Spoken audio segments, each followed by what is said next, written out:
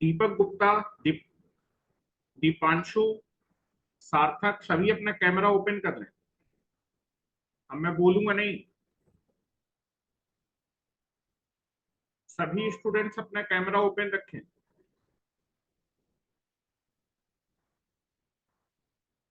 आयुष,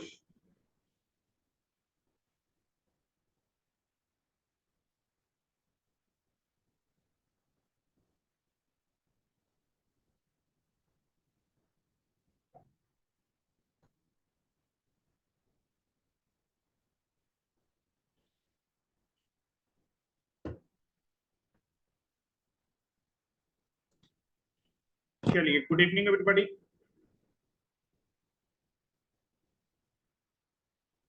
क्या सभी को मेरी आवाज और वीडियो क्लियर है? चलो, तो मेरे ख्याल से सभी को मेरी आवाज और वीडियो क्लियर होगी। अपने लेक्चर को स्टार्ट करते हैं। नेक्स्ट या फिर प्रीवियस लेक्चर में हम लोगों ने मीडियम ट्रांसमिशन लाइन के बारे में पढ़ रहे थे कि जो मीडियम ट्रांसमिशन लाइन होती है उसका जब हम इलेक्ट्रिकल मॉडल बनाते हैं तो चार इलेक्ट्रिकल पैरामीटर में से केवल हम कितने इलेक्ट्रिकल पैरामीटर यूज करते हैं? तीन इलेक्ट्रिकल पैरामीटर क्या करते हैं? यूज करते हैं। ठीक है। मीडियम ट्रांसमिशन लाइन का जब हम मॉडल बनाते हैं, ठीक है, मीडियम ट्रांसमिशन लाइन का मॉडल कब बनाएंगे? जब आपकी फ्रीक्वेंसी और लेंथ का जो प्रोडक्ट है वो 4000 हर्ट्ज किलोमीटर से ज्यादा होगा और 8000 हर्ट्ज किलोमीटर से कम होगा, तो हम लोग ट्रांसमिशन लाइन की एनालिसिस करने के लिए मीडियम ट्रांसमिशन लाइन मॉडल बनाते हैं। और मीडियम ट्रांसमिशन लाइन मॉडल में हम लोग क्या करते हैं? हम लोग जो है ट्रांसमिशन लाइन के चार इलेक्ट्रिकल पैरामीटर में से तीन ही इलेक्ट्रिकल पैरामीटर क्या करते हैं? यूज करते हैं। क्योंकि लाइन की लेंथ अभी इतनी ज्यादा नहीं है कि आपके डाइलेक्ट्रिक लॉसेज को अभी कंसीडर किया जाए। ठीक है। डाइलेक्ट्रिक लॉस कौन दिखाता है? जी दिखाता है, तो अभी भी जी को हम लोग क्या कर रहे हैं? निगलेक्ट कर रहे हैं।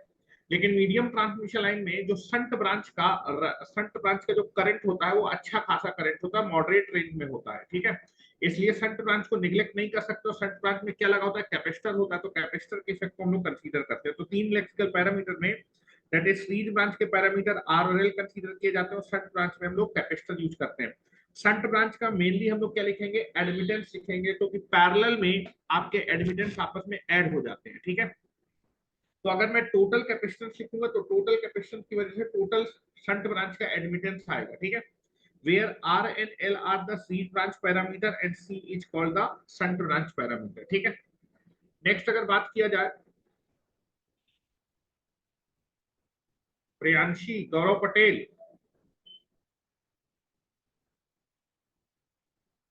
मोबाइल बंद है आपका, कैमरा। गौरव पटेल, तुम लोग जो है कैमरा ओपन करने के लिए वेट नहीं करो कि मैं बोलूं और कैमरा तुम लोग फिर उसके बाद ओपन करो। क्लास करनी है तो ओपन करके पढ़ना, नहीं तो यूट्यूब पे आप देख सकते हैं। ठीक है। Vinod Chaurasia,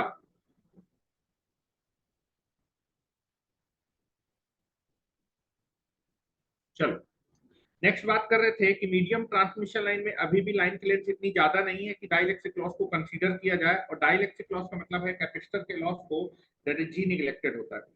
medium transmission line का जब हम मॉडल बनाते हैं तो कैसा मॉडल होता है? कंसंट्रेटेड या फिर लम्प्ड पैरामीटर मॉडल होता है। मतलब जब ट्रांसमिशन लाइन का हम रेजिस्टेंस कंसीडर करेंगे तो टोटल लाइन का रेजिस्टेंस कंसीडर करेंगे, टोटल इंडक्टेंस कंसीडर करेंगे, टोटल कैपेसिटेंस कंसीडर करेंगे।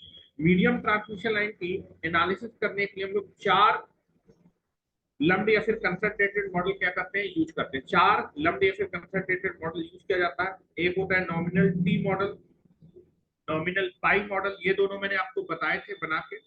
और एक होता है लोड कंडेंसर। कंडेंसर मीन होता है कैपेसिटर, मतलब आपके लाइन का जो टोटल कैपेसिटेंस है वो किस साइड पे कंसंट्रेट होगा? लोड साइड पे या फिर रिसीविंग एंड साइड पे। और सोर्स कंडेंसर मॉडल में जो लाइन का टोटल कैपेसिटेंस है वो कंसंट्रेट होगा सेंडिंग एंड साइड पे। ठीक है। अब मैं इन मॉडल को बना रहा हूँ, ठीक है, और इन मॉडल में कौन सी चीज क्या बता रही है आपको क्लियर होना चाहिए। तो पहले आप हेडिंग डाल लेंगे, that is nothing but the nominal T model of the medium transmission. ठीक है। कैसा होता है, क्या चीजें होती है, वो आपको देखना है। तो पहले आप हेडिंग डालेंगे nominal, nominal T model, nominal T model of the medium transmission line. Nominal T model of medium transmission line. तो मीडियम ट्रांसमिशन लाइन का जो नॉमिनल टी मॉडल होता है, ठीक है, उसमें क्या करते हैं, लाइन का जो टोटल कैपेसिटेंस होता है या फिर लाइन का जो टोटल रेजिस्टेंस होता है और टोटल इंडक्टेंस, ठीक है, लाइन का जो टोटल रेजिस्टेंस और टोटल इंडक्टेंस होता है उसका half of the total resistance and half of the total inductance कहां पर कंसंट्रेट करते हैं, सेंडिंग इन साइड पे, और half of the total resistance and half of the total inductance concentrate करते हैं रिसीविंग इन साइड पर। क्योंकि रेजिस्टेंस और इंडक्टेंस आपके सीरीज ब्रांच के पैरामीटर, सीरीज ब्रांच के पैरामीटर का हम लोग क्या करते हैं, सीरीज इंपीडेंस लिखते हैं, ठीक है। तो अगर मैं टोटल रेजिस्टेंस का आधा सेंडिंग इन साइड में और आधा, that is total resistance total inductance का आधा रेजिस्टेंस सेंडिंग इन साइड में और आधा इंडक्टेंस सेंडिंग इन साइड में कंसंट्रेट कर रहा हूं, मतलब टोटल सीरीज इंपीडेंस का half of the series impedance concentrate करूंगा सेंडिंग इन साइड में और half of the series impedance concentrate करूंगा रिसीविंग इन साइड में। और बेटा जो लाइन का टोटल कैपेसिटेंस होगा वो कंसंट्रेट होगा centre of the transmission line, और टोटल कैपेसिटेंस की वजह से शंट ब्रांच का टोटल एडमिटेंस आएगा, उसको कंसंट्रेट करेंगे हम लोग सेंटर पे, ठीक है। तो मैं मॉडल बना रहा हूं, नॉमिनल टी मॉडल में क्या होगा, जो लाइन का टोटल रेजिस्टेंस है और टोटल इंडक्टेंस है, वो टोटल रेजिस्टेंस टोटल इंडक्टेंस का half of the total resistance, half of the total resistance and half of the total inductance, half of the total resistance and half of the total inductance is concentrate on the sending in side, ठीक है, and half of the total resistance and half of the total inductance is concentrated on the receiving side, ठीक है। यहाँ पर मैं total resistance को मैंने are से प्रिंट किया था, तो आधा रेजिस्टेंस, टोटल का आधा रेजिस्टेंस और आधा इंडक्टेंस मैं सेंडिंग इन साइड पे कंसंट्रेट कर रहा हूँ, और आधा रेजिस्टेंस, टोटल का आधा रेजिस्टेंस एंड टोटल का आधा इंडक्टेंस रिसीविंग साइड पे कंसंट्रेट करो, क्योंकि ये दोनों आपके सीरीज ब्रांच के पैरामीटर है। तो टोटल रेजिस्टेंस टोटल इंडक्टेंस का आधा आधा कंसंट्रेट है, तो अगर मैं जो है टोटल इंपीडेंस रिप्रेजेंट करूं, टोटल इंपीडेंस के लिए टोटल रेजिस्टेंस और टोटल इंडक्टेंस चाहिए होगा, और अगर मैं रेजिस्टेंस को आधा कर दूंगा तो इंडक्टेंस भी क्या, इंपीडेंस भी कैसा हो जाएगा, आधा हो जाएगा। अगर आप दोनों से 2 से डिवाइड कर देंगे तो रेजिस्टेंस भी आधा हो जाएगा और इंडक्टेंस भी आधा हो जाएगा, means you can be concentrate half of the total series impedance. Total जो सीरीज इंपीडेंस होगा लाइन का, उसका आधा सीरीज इंपीडेंस आप कंसंट्रेट करते हैं कहां पर, सेंडिंग इन साइड पे, टोटल सीरीज इंपीडेंस का आधा, और बेटा half of the total series impedance is concentrate on the receiving side,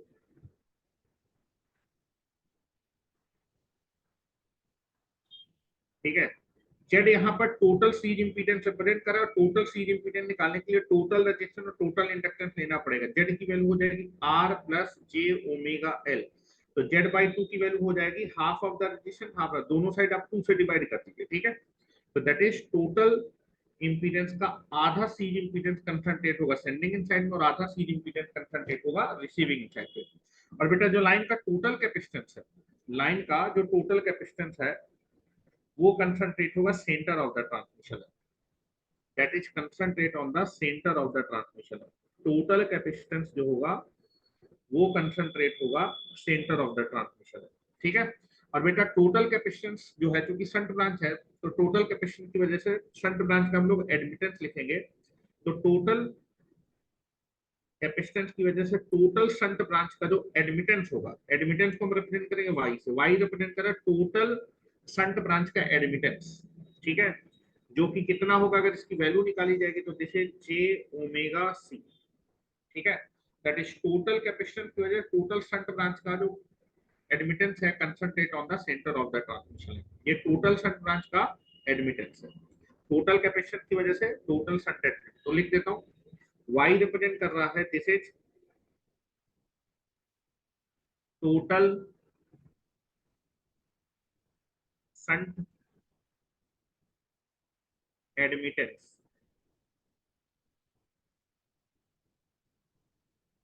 admittance of the transmission. तो y रिप्रेजेंट कर रहा है टोटल शंट एडमिटेंस, और बेटा c रिप्रेजेंट कर रहा है टोटल शंट कैपेसिटेंस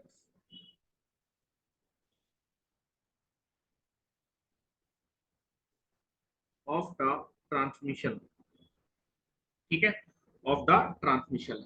अब थोड़ा सा मार्किंग कर लेते हैं। सेंडिंग इन, ये आपका सेंडिंग इन है, सेंडिंग इन वोल्टेज को रिप्रेजेंट करते हैं हम लोग किससे, वीएस से। अच्छा बार लगा देता हूं जिससे कि ये आपकी वेक्टर क्वांटिटी है या फिर phasor quantity. Sending end voltage को रिप्रेजेंट करते हैं वीएस से, सेंडिंग इन करंट को रिप्रेजेंट करते हैं आईएस से, तो रिसीविंग इन वोल्टेज को रिप्रेजेंट करते हैं वीआर से, और रिसीविंग इन करंट को रिप्रेजेंट करते हैं आईआर से। ठीक है, यहाँ पर देखिए ये करंट आईआर है और रिसीविंग करंट, तो यहाँ भी कितना करंट फ्लो करेगा, आईआर। ठीक है, ये करंट कितना होगा, this is nothing but the I R, this is I R. ये करंट कितना होगा, ये सेंडिंग इन करंट है, this is the sending end current, this is I S. और आप देखेंगे ये जो सेंडिंग इन करंट है, ये आने के बाद इन दोनों ब्रांच में क्या हो जाएगा, डिवाइड हो जाएगा। कुछ करंट आपका कैपेसिटर से पास करेगा, जो करंट कैपेसिटर से पास करे वो कैपेसिटर को चार्ज करेगा, इसलिए कैपेसिटर के करंट को लोग चार्जिंग करंट बोलते हैं। कैपेसिटर के करंट को लोग चार्जिंग करंट बोल सकते हैं। फिर ये करंट आपका जो है, ये करंट लीक करेगा, हवा में लीक करेगा, तो इसको लीकेज करंट भी बोला जाता है। ठीक है, कैपेसिटर का करंट बोलिए, फिर चार्जिंग करंट बोलिए, फिर लीकेज करंट। तो जो सेंडिंग इन करंट है that is nothing but the phasor addition of receiving end current plus charging current. इन दोनों करंट के जब फेजर एडिशन करेंगे तो कौन सा करंट मिल जाएगा, सेंडिंग इन करंट। ये करंट आपको मालूम होता है, ये करंट निकालना होता है, उसके बाद ही सेंडिंग इन का करंट आप निकाल पाएंगे। ठीक है, क्या मेरी बात क्लियर है, यहां तक लिख लीजिए, उसके बाद मैं जो है सारी चीजें लिख रहा हूँ। फिगर बना लीजिए, जब मैं एनालिसिस करूंगा तो ये मॉडल आपका बनाऊंगा। ठीक है, लेकिन आपको सारी चीजें पहले क्लियर होनी चाहिए। ये सेंडिंग इन साइड है, दिस इज सेंडिंग इन, और ये आपका रिसीविंग इन साइड,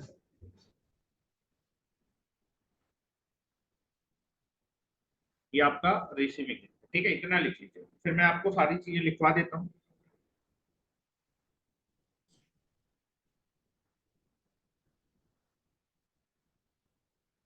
क्योंकि ट्रांसमिशन लाइन में पर यूनिट लेंथ की चीजें दी होंगी, जो भी आपको चीजें दी होंगी पर यूनिट लेंथ की, तो total resistance, total inductance, total capacitance ये आपको निकालना पड़ेगा। सीखते जाइए, सारी चीजें क्लियर हो जाएंगी, जब न्यूमेरिकल करवाऊंगा आपको सरल लगेगा, और जब मैं आपको थ्योरी बताऊंगा।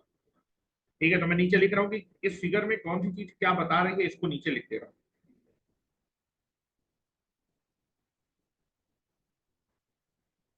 चलिए, तो मेरे ख्याल से आपने लिख लिया होगा शायद। चलो तो लिख रहा हूँ, where,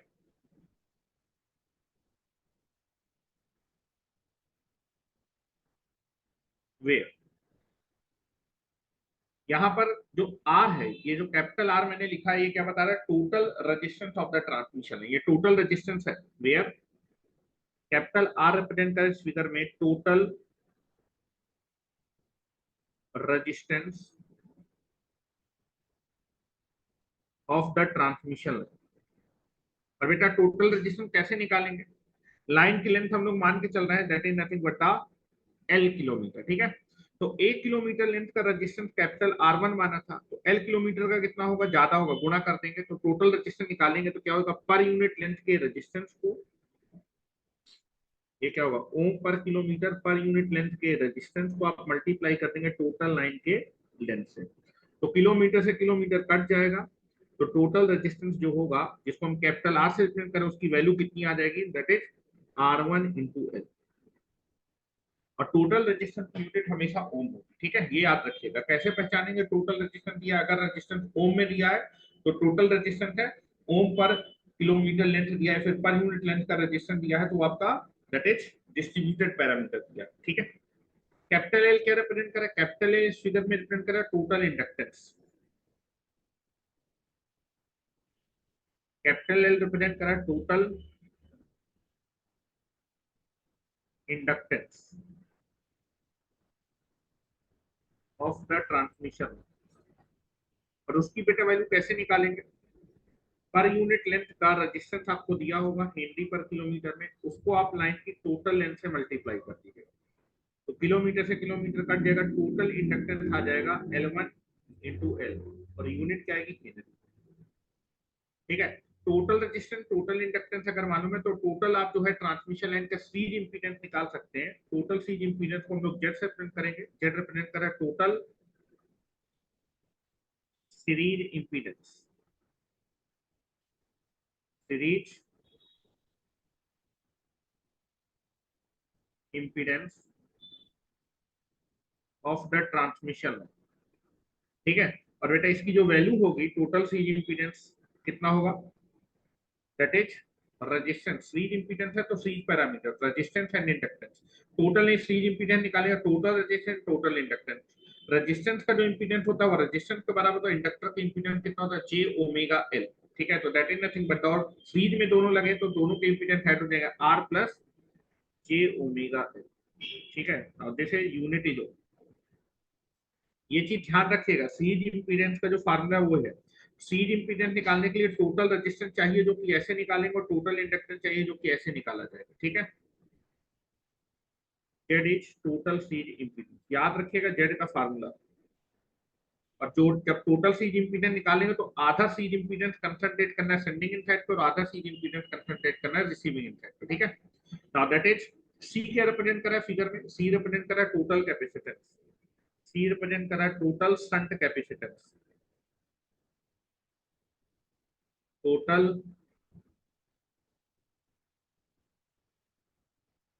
shunt capacitance of the transmission.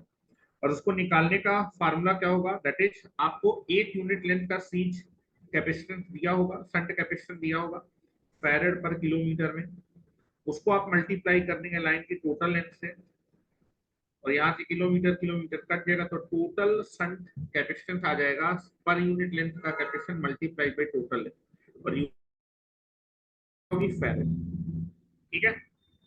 और टोटल शंट ब्रांच में कैपेसिटेंस लगा है तो जो कैपेसिटेंस का इम्पीडेंस एडमिटेंस होगा वही आपके शंट ब्रांच का एडमिटेंस होगा, तो टोटल कैपेसिटेंस की वजह से टोटल शंट ब्रांच का जो एडमिटेंस आएगा that is equal to j omega C, ठीक है। अब this is nothing but the Y C, पहले लिखते तो वाई सी रिप्रेजेंट क्या कर रहा है, ये रिप्रेजेंट कर रहा है total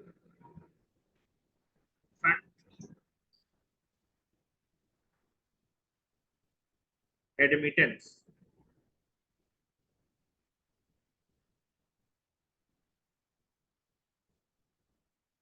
of the transmission line, और इसकी बेटा वैल्यू कितनी होगी, that is equal to j omega C. और बेटा एडमिटेंस की जो यूनिट होती है मो या फिर सीमेंस होती है, ये फार्मूला याद रखिएगा, ठीक है।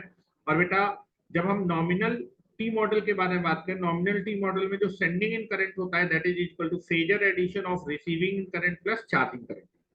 तो बेटा नॉमिनल टी मॉडल में जो सेंडिंग इन करंट होगा that is nothing but equal to phasor addition of receiving end current plus charging current, इसको भी याद रखिए, इतना लिख लीजिए।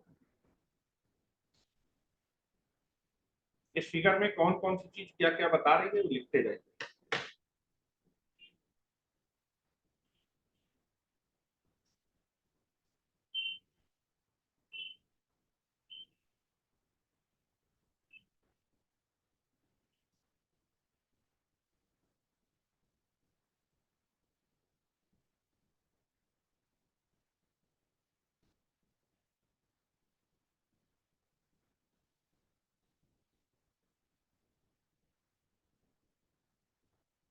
और ये जो मैंने मॉडल बनाया ये नॉमिनल टी मॉडल है ट्रांसमिशन लाइन, और ये लम्प्ड या फिर कंसंट्रेटेड मॉडल होता है, ये डिस्ट्रीब्यूटेड पैरामीटर मॉडल नहीं है, ये अप्रॉक्सीमेट मॉडल है। डिस्ट्रीब्यूटेड से एनालिसिस करिए चाहे इससे करिए, दोनों से आंसर सेम आएंगे, तो हम लोग इससे कर सकते हैं क्योंकि इससे कम टाइम लगेगा। और जब भी कंसंट्रेटेड या फिर लम्प्ड पैरामीटर मॉडल होता है उसमें आपका एनालिसिस करना आसान होता है क्योंकि केवीएल और केसीएल हम लोग आसानी से लगा सकते हैं, ठीक है। केवीएल और केसीएल आपके लम्प्ड या फिर आपके कंसंट्रेटेड मॉडल के लिए एप्लीकेबल है, डिस्ट्रीब्यूटेड पैरामीटर मॉडल में नहीं लगा सकते, ठीक है। यहाँ मैं लिख देता हूँ, ये जो मैंने मॉडल बनाया है ट्रांसमिशन लाइन का, ये जो पूरा मॉडल है ये कैसा मॉडल है, दिस इज द लम्प्ड और concentrated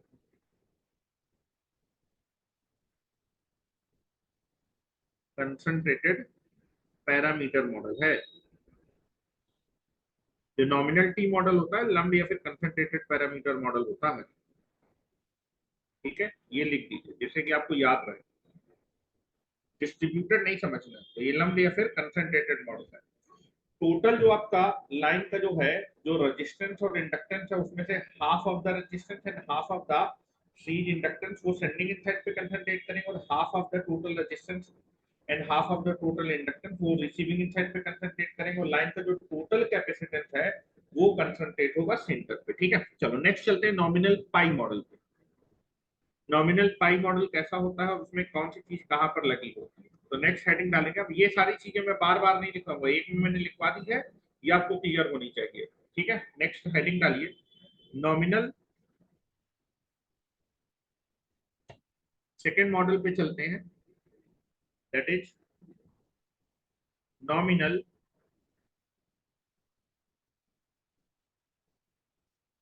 pi model. Nominal pi model of the medium transmission. Nominal pi model of the medium transmission line. Medium transmission line का जो नॉमिनल पाई मॉडल होता है, उसमें हम क्या करते हैं, वो भी आपका लम्प्ड या फिर कंसंट्रेटेड मॉडल होता है। उसमें भी क्या करेंगे, जो लाइन का टोटल रेजिस्टेंस और टोटल इंडक्टेंस होता है उसको तो हम सेंटर पे कंसंट्रेट कर देते हैं, और जो कैपेसिटेंस होता है, लाइन का जो टोटल कैपेसिटेंस होगा उसमें से half of the capacitance concentrate होगा रिसीविंग इन साइड पे, और half of the total capacitance concentrate होगा सेंडिंग इन साइड पे। ठीक है, तो मैं बना रहा हूं। नॉमिनल पाई मॉडल में क्या करते हैं, जो लाइन का टोटल रेजिस्टेंस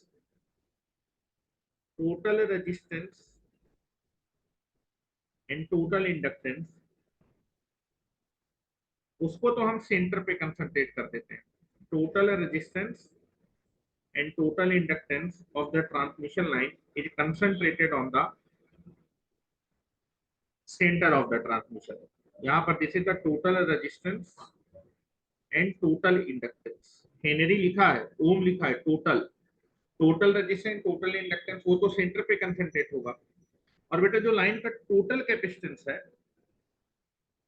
टोटल कैपेसिटेंस का आधा कैपेसिटेंस, टोटल कैपेसिटेंस का आधा कैपेसिटेंस कंसंट्रेट होगा सेंडिंग इन साइड पे।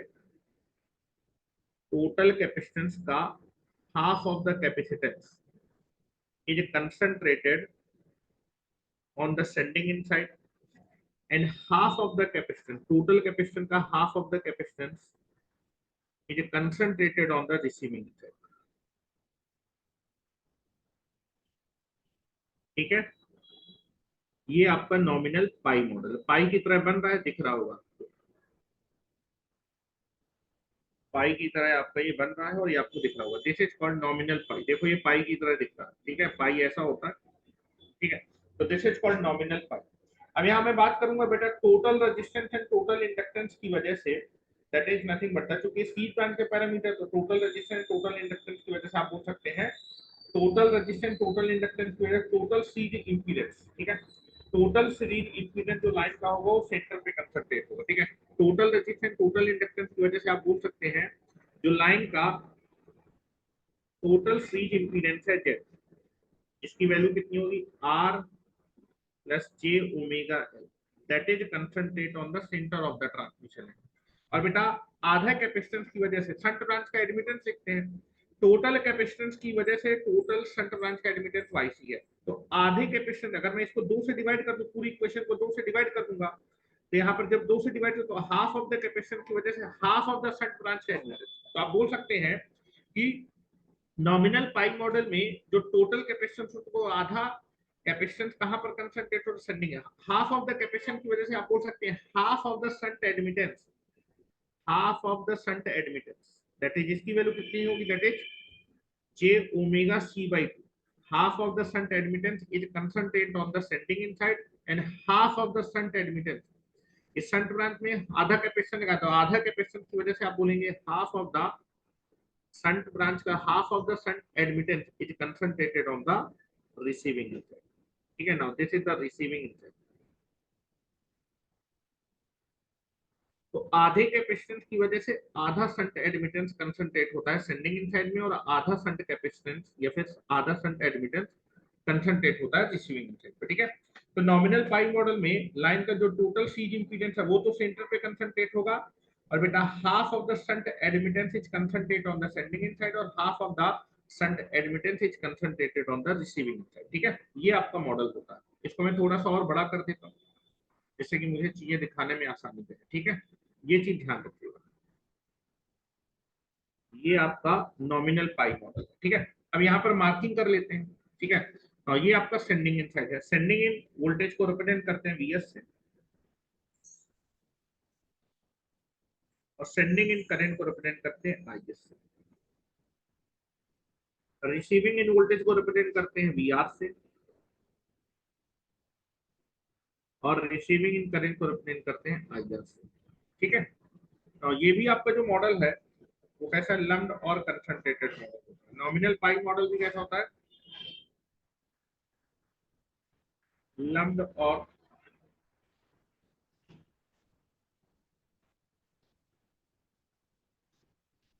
कंसंट्रेटेड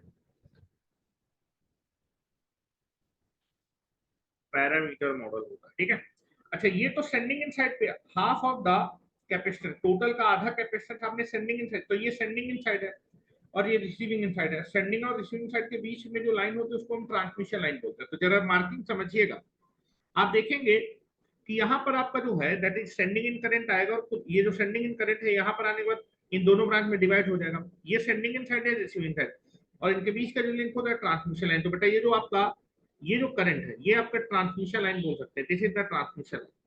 इस करंट को मैं रिप्रेजेंट करूंगा आईटीएल।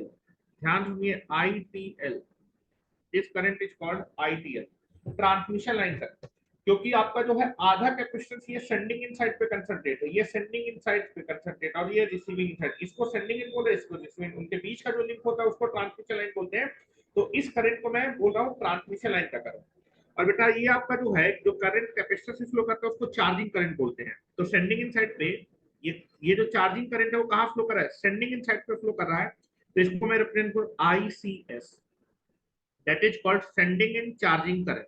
ठीक है, अब ये जो ट्रांसमिशन लाइन का करंट है यहाँ पर आने के बाद इन दोनों पार्ट में डिवाइड हो जाएगा, इन दोनों ब्रांच में डिवाइड हो जाएगा, दिस इज कॉल्ड आईपीएल। जो मैं मार्किंग कर रहा हूँ बिल्कुल क्लियर होना चाहिए। ट्रांसमिशन लाइन का करंट इन दोनों ब्रांच में डिवाइड हो जाएगा, कुछ करंट तो रिसीविंग एंड में फ्लो कर जाएगा, कुछ करंट तो आपका रिसीविंग एंड में फ्लो कर जाएगा,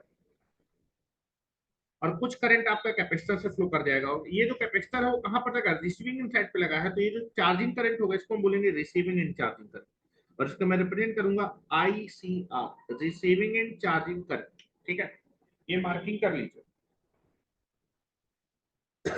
और यहाँ पर अगर आप कुछ इक्वेशन लिखना चाहें तो इक्वेशन क्या होगी बेटा, जो सेंडिंग इन करंट होगा that is sending end current is nothing but the phasor addition of transmission line current और सेंडिंग इन चार्जिंग करंट। इसको मैं लिख देता हूँ, sending end current is nothing but the phasor addition of transmission line current plus sending end charging current. और बेटा जो transmission line का करंट है, ट्रांसमिशन लाइन का जो करंट है that is nothing but the phasor addition of receiving end current plus receiving end charging current. ये दोनों रिजल्ट आपको क्लियर होने चाहिए, क्योंकि जब मैं फेजर डायग्राम बनाऊंगा तो ये सब चीजों की मुझे जरूरत पड़ेगी, तो मैं आपको पहले से ही बता के चल रहा हूँ। और फेजर डायग्राम में घबराना नहीं है, बिल्कुल सिंपल से फेजर डायग्राम होंगे, बस आपको चीजें क्लियर होनी चाहिए। बस क्लियर नहीं है तो फिर तो दिक्कत ही है। ये आपका कौन सा साइड है, this is the sending end side, और ये आपका रिसीविंग इन साइड।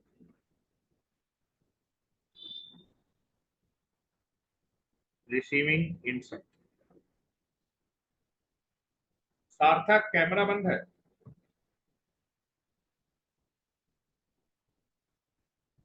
मेरे ख्याल से इतना तुम लोगों ने लिख लिया होगा। नेक्स्ट चलते हैं, that is load condenser model of the medium transmission. Load condenser model of the medium transmission.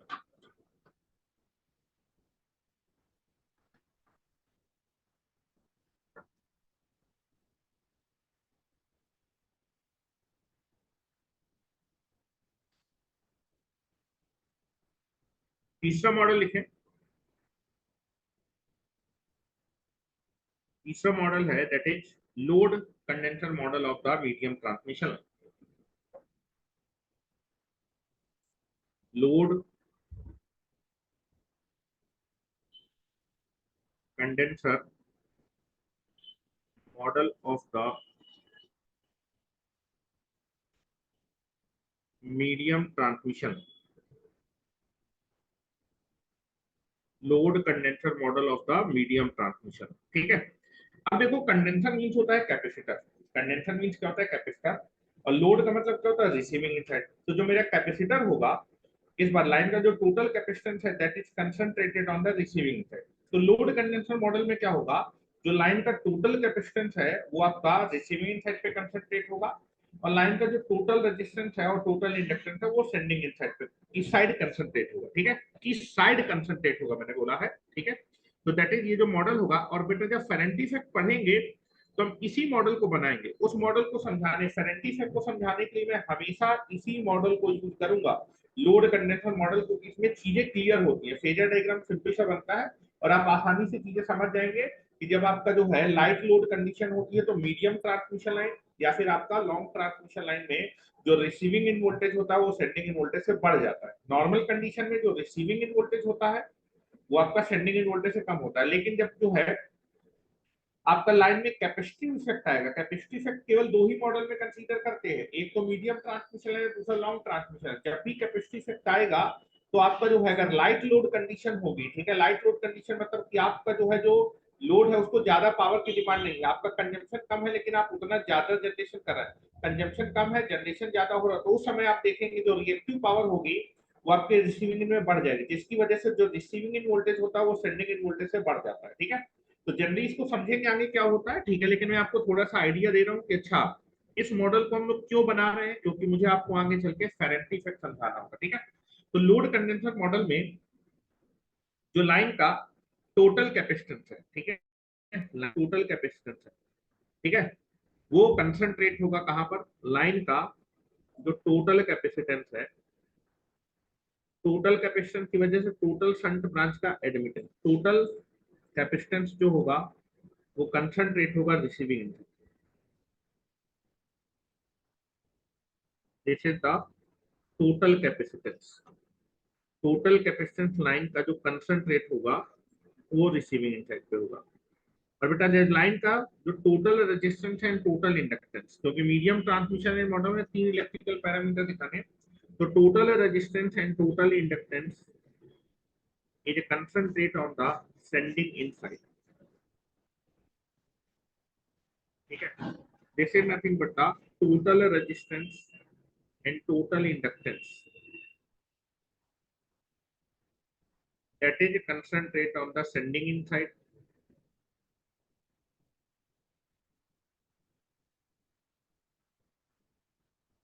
Short transmission line में फेरेंटी इफेक्ट नहीं होता, फेरेंटी इफेक्ट उसी मॉडल में आएगा जिसमें कैपेसिटी इफेक्ट होगा।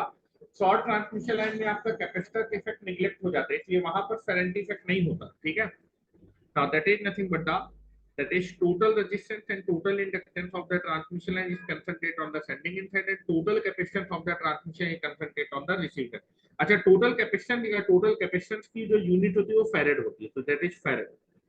यहाँ भी आप फैरेड कर लीजिए भाई, farad, half of the total capacitance and half of the total capacitance farad, total जब भी होगा तो फैरेड होगी यूनिट, यहाँ भी फैरेड कर देते हैं, बाकी में सभी में फैरेड कर लीजिए भाई, कैपेसिटेंस यूनिट फैरेड होगी, यहाँ भी फैरेड कर लीजिए पहले वाले में, यहाँ भी फैरेड कर लीजिए, टोटल का आधा आधा लिखा है, कैपेसिटेंस लिखा है, और यहाँ भी फैरेड। ठीक है, अब total resistance and total inductance की वजह से आप बोल सकते हैं total series impedance, total series impedance जो ट्रांसमिशन लाइन का है वो सेंडिंग एंड साइड पे कंसंट्रेट होगा, सीरीज इंपीडेंस होगा that is R plus j omega L. और टोटल कैपेसिटेंस की वजह से आप बोल सकते हैं टोटल शंट ब्रांच का जो एडमिटेंस है Y that is concentrate on the receiving side that is j omega C, और यूनिट इसकी होगी मो और सीमेंस। ये आपका सेंडिंग इन साइड है,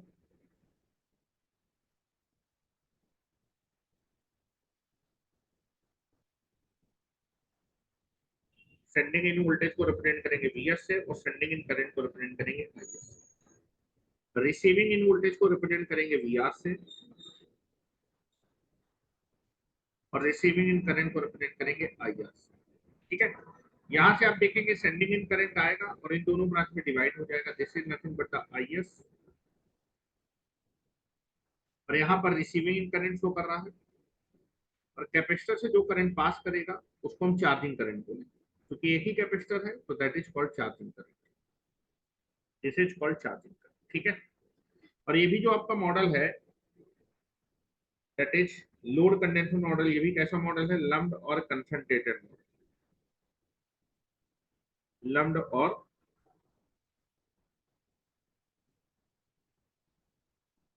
कंसंट्रेटेड पैरामीटर मॉडल। और ये आपका जो है सेंडिंग इन साइड है,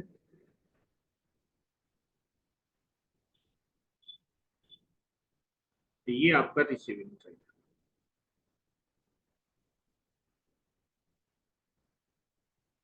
है, रिसीविंग साइड। ठीक है।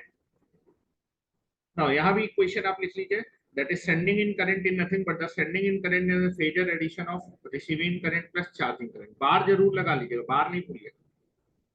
sending in current is nothing but equal to receiving in current plus charging current। ठीक है, ये क्वेश्चन।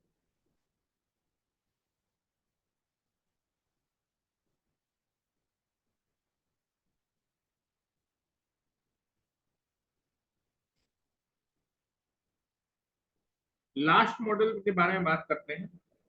लास्ट मॉडल इसलिए मैं बता रहा हूँ क्योंकि वही एक ऐसा मॉडल है जिसमें फेरेंटी इफेक्ट नहीं होता, कैपेसिटर होने के बावजूद आपका मीडियम ट्रांसमिशन में एक मॉडल होगा, नॉमिनल टी में भी फेरेंटी इफेक्ट होता है, नॉमिनल पाई में भी फेरेंटी इफेक्ट होता है, क्यों होता है आगे डिस्कस करूंगा। ठीक है।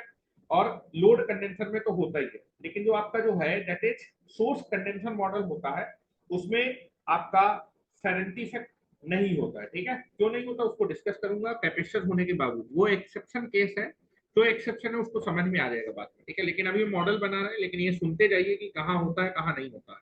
ठीक है। तो नेक्स्ट हम लोग फोर्थ मॉडल की तरफ चलते हैं, मीडियम ट्रांसमिशन लाइन का, that is source condenser model. Source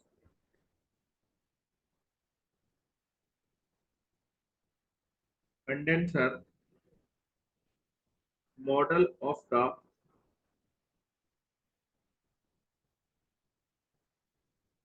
medium transmission,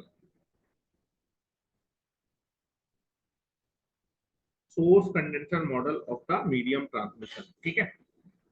जो सोर्स कंडेंसर मॉडल होगा, इसमें कंडेंसर मींस कैपेसिटर, जो लाइन का टोटल कैपेसिटेंस है वो कहां पर कंसंट्रेट होगा, सोर्स साइड पे, सोर्स साइड मतलब सेंडिंग इन साइड पे। ठीक है। तो इस मॉडल में जो मीडियम ट्रांसमिशन लाइन का जो मॉडल होगा, इसमें हम लाइन का जो टोटल कैपेसिटेंस है उसको कंसंट्रेट कर देंगे सेंडिंग इन साइड पे। लाइन का जो टोटल कैपेसिटेंस है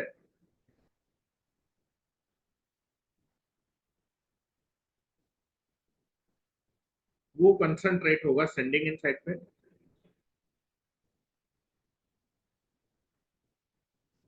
टोटल कैपेसिटेंस यूनिट होगी फेरेड। और बेटा जो टोटल रेजिस्टेंस है और टोटल इंडक्टेंस है वो कहां पर कंसंट्रेट होगा, रिसीविंग इन साइड पे। लाइन का जो टोटल रेजिस्टेंस है एंड टोटल इंडक्टेंस है that is concentrated on the receiving end side. इस मॉडल में मीडियम ट्रांसमिशन लाइन का यही एक लौता मॉडल है जिसमें फेरेंटी इफेक्ट नहीं होता। रीजन क्या है वो आगे देखेंगे। ठीक है। Now this is nothing but this is the total resistance and total inductance in total resistance and total inductance की वजह से आप बोल सकते हैं कि लाइन का जो टोटल सीरीज इंपीडेंस है that is concentrate on the receiving end side,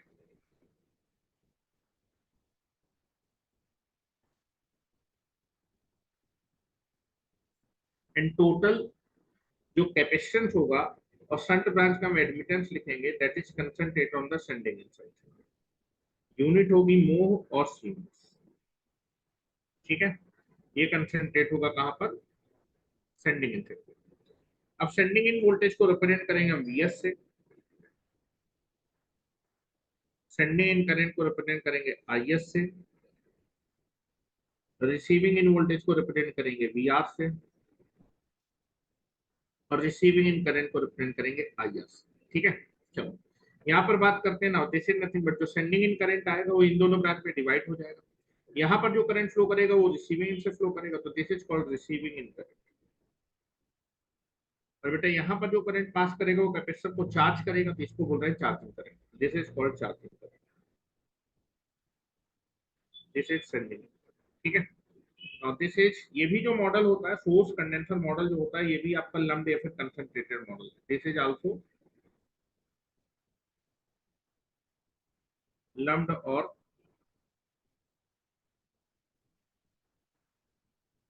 concentrated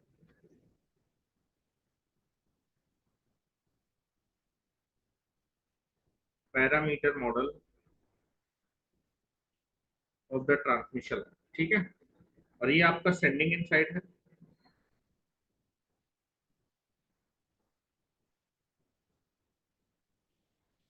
और ये आपका रिसीविंग इन साइड है।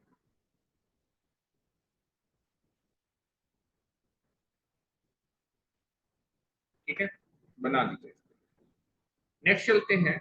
अच्छा, इक्वेशन अगर मैं लिखना चाहूँ तो जो सेंडिंग इन करंट होगा वो रिसीविंग और चार्जिंग करंट के फेजर एडिशन के बराबर है। ठीक है, now this is nothing but the sending end current is nothing but equal to receiving end current plus charging current के फेजर एडिशन के बराबर।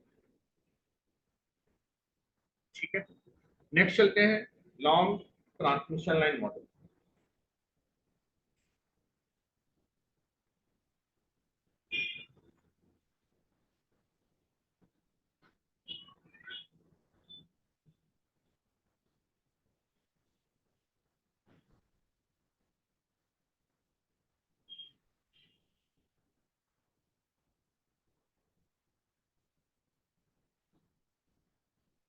चलो, नेक्स्ट आपको हेडिंग डालनी है, that is a long transmission line model.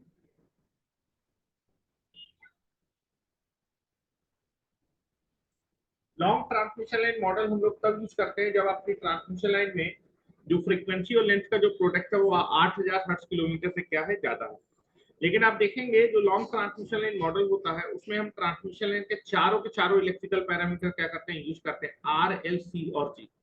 और बेटा ये जो लॉन्ग ट्रांसमिशन लाइन मॉडल होता है इसको हम लोग क्या करते हैं, अप्रोक्सीमेट नहीं कर सकते। ठीक है, इसलिए लॉन्ग ट्रांसमिशन लाइन मॉडल में हम लोग क्या करते हैं, डिस्ट्रीब्यूटेड पैरामीटर मॉडल ही क्या करते हैं, यूज करते हैं। तो और यही मॉडल एग्जैक्ट मॉडल भी होता है, मतलब एग्जैक्ट मॉडल यूज करते हैं जो कि आपका डिस्ट्रीब्यूटेड पैरामीटर मॉडल होता है। अब चूंकि यहाँ पर लाइन की लेंथ काफी ज्यादा है, अगर लाइन की लेंथ ज्यादा है तो आप देखेंगे जो कैपेसिटी इफेक्ट होगा वो हर जगह पे कैसे होगा, डिस्ट्रीब्यूट होगा। तो लाइन की लेंथ ज्यादा तो कैपेसिटर के लॉस भी अच्छे खासे होंगे। इसलिए इस मॉडल में हम लोग क्या करते हैं, दैट इज कैपेसिटर के डाइलेक्ट्रिक लॉसेस को कंसीडर करते हैं। मतलब शंट ब्रांच में आपको कैपेसिटर के साथ साथ उसके लॉस को भी कंसीडर करना होता है, जी को भी कंसीडर करना होता है। ठीक है, यहाँ मैं लिखा हूँ, नेक्स्ट हेडिंग डालेंगे, that is nothing but long transmission line model.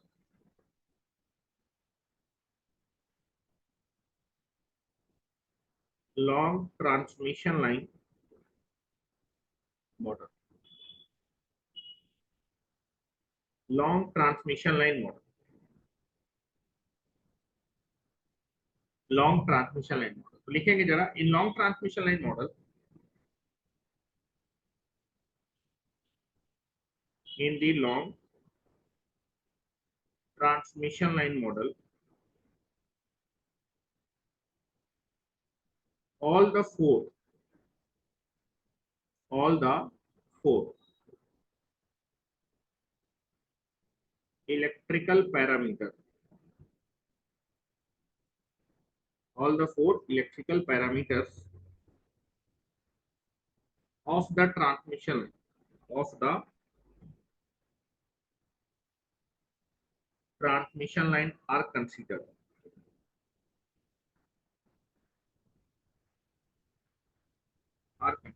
तो लॉन्ग ट्रांसमिशन लाइन मॉडल में हम लोग क्या करते हैं, जब हम लॉन्ग ट्रांसमिशन लाइन मॉडल बनाते हैं तो ट्रांसमिशन लाइन के चारों इलेक्ट्रिकल पैरामीटर को कंसीडर करते हैं। दैट इज कौन कौन से, that is R, L, C and ji.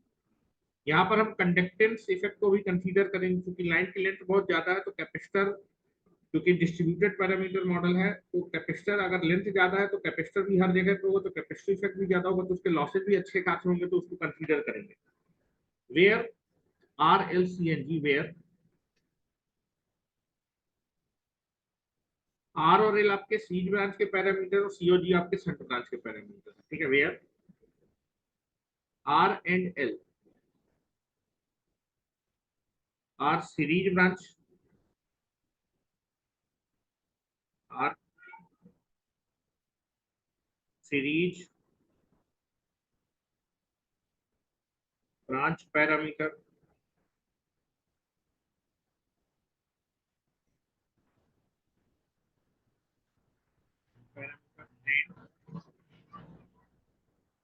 C N G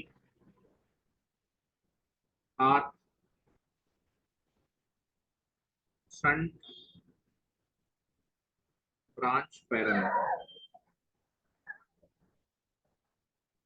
parameter of the transmission, ठीक है। जो ट्रांसमिशन लॉन्ग ट्रांसमिशन लाइन का जो मॉडल होता है वो आपका यूनिफॉर्मली डिस्ट्रीब्यूटेड पैरामीटर, इसको हम अप्रॉक्सीमेट नहीं कर सकते लैम्बडा फिर कंसंट्रेट से, ठीक है, क्योंकि इधर बहुत ज्यादा हो जाते हैं। तो मैं नेक्स्ट लाइन से लिख रहा हूँ, जो लॉन्ग ट्रांसमिशन लाइन का मॉडल होगा वो यूनिफॉर्मली डिस्ट्रीब्यूटेड, मतलब रेजिस्टेंस जो होगा वो पूरी लाइन का हर एक पॉइंट पे डिस्ट्रीब्यूट होगा। कैपेसिटेंस और कंडक्टेंस और इंडक्टेंस वो सारे सारे डिस्ट्रीब्यूट होंगे, कंसंट्रेट नहीं कर पाएंगे, ठीक है। तो लिख रहा हूँ, तो यही जो मॉडल है वो इग्जैक्ट मॉडल भी होता है, मतलब इग्जैक्ट मॉडल यूज करते हैं जो कि डिस्ट्रीब्यूटेड पैरामीटर होता है long transmission line modelling. In the long transmission line model, long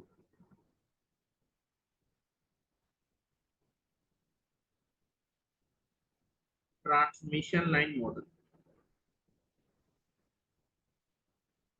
in the long transmission line model of the transmission line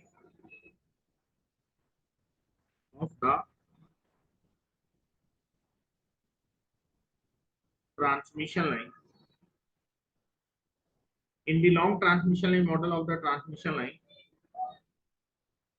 is a uniformly, मतलब एक समान, uniformly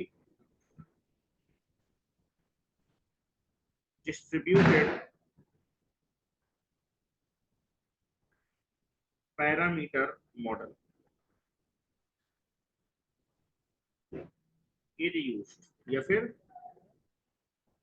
in the long transmission line model of the transmission line is a uniformly distributed parameter model, a uniformly distributed parameter model is used, ठीक है। Long transmission line के model में हम लोग क्या करते हैं, यूनिफॉर्मली डिस्ट्रीब्यूटेड पैरामीटर मॉडल क्या करते हैं, यूज करते हैं, ठीक है। मतलब अगर यूनिफॉर्मली डिस्ट्रीब्यूटेड, जब भी डिस्ट्रीब्यूटेड पैरामीटर मॉडल होगा तो हर जगह पे रेजिस्टेंस होगा, तो अब रेजिस्टेंस इंडक्टेंस जो होंगे वो पर यूनिट लेंथ में डिफाइन होंगे। जिसका मॉडल मैं बना रहा हूँ लॉन्ग ट्रांसमिशन लाइन मॉडल में, जो मॉडल होता है वो यूनिफॉर्मली डिस्ट्रीब्यूटेड पैरामीटर मॉडल होता है। हर जगह पे रेजिस्टेंस होगा, लेकिन रेजिस्टेंस एक यूनिट लेंथ का दिखाएंगे, ठीक है। तो now this is nothing but, अगर एल किलोमीटर की लेंथ की लाइन है तो आप क्या करेंगे, पूरी पूरी एल किलोमीटर की लाइन को आप एक एक यूनिट, एक एक किलोमीटर के सेक्शन में ब्रेक कर देंगे, और हर एक सेक्शन का रेजिस्टेंस होगा, रेजिस्टेंस होगा, इंडक्टेंस होगा। रेजिस्टेंस इंडक्टेंस सीरीज ब्रांच के पैरामीटर है, और capacitance and conductance shunt branch के parameter. This is capacitance and this is the conductance,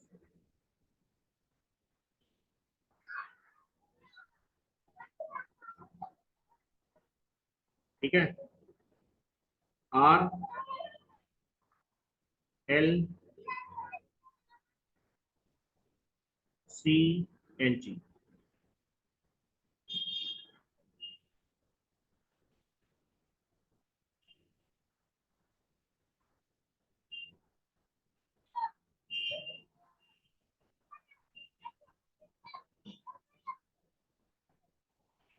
अच्छा इस ब्रांच को आप पहले दिखा दो और इसको बाद में दिखा दो, उससे कोई फर्क नहीं होगा, क्योंकि आपकी ट्रांसमिशन एक सिमेट्रिकल मॉडल होता है, इसलिए पहले मैं शंट ब्रांच दिखा रहा हूँ और फिर उसके बाद सीरीज ब्रांच दिखा रहा हूँ।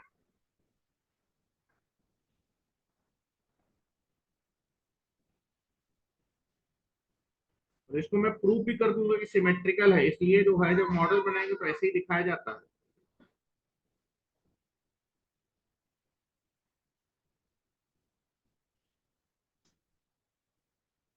ठीक है, now this is nothing but the, यहाँ पर जो रेजिस्टेंस वो 1 यूनिट लेंथ का होगा, R1। ठीक है, R1 क्या है, पर यूनिट लेंथ का resistance, this is per unit length का inductance, this is capacitance and conductance. R1, L1, C1, G1 बिल्कुल एग्जैक्ट दिखा रहा हूँ, ठीक है, कि किस समय क्या चीज रिप्रेजेंट करना है। डिस्ट्रीब्यूटेड पैरामीटर मॉडल होता है, हर एक पॉइंट पे रेजिस्टेंस होगा, हर एक पॉइंट पे इंडक्टेंस होगा, कैपेसिटेंस कंडक्टेंस, और बिल्कुल एक समान डिस्ट्रीब्यूट होंगे। ये नहीं कि कहीं कोई कम और कहीं ज्यादा, यहाँ का रेजिस्टेंस अलग है और यहाँ का अलग है, बिल्कुल एक समान। यहाँ पे 1 किलोमीटर लेंथ में R1 है, यहाँ भी 1 किलोमीटर लेंथ है, यहाँ पर L1 L1, C1 C1, G1 G1। ठीक है, now this is nothing but the, और ये आपका लिख भी देता हूँ, जो आपका R1 है ये क्या बता रहा है, R1 रिप्रेजेंट कर रहा है पर यूनिट रेजिस्टेंस, पर unit length resistance, length resistance of the transmission, और इसकी यूनिट क्या होगी, ओ पर किलोमीटर। L1 क्या रिप्रेजेंट कर रहा है, दिस इज द पर unit length inductance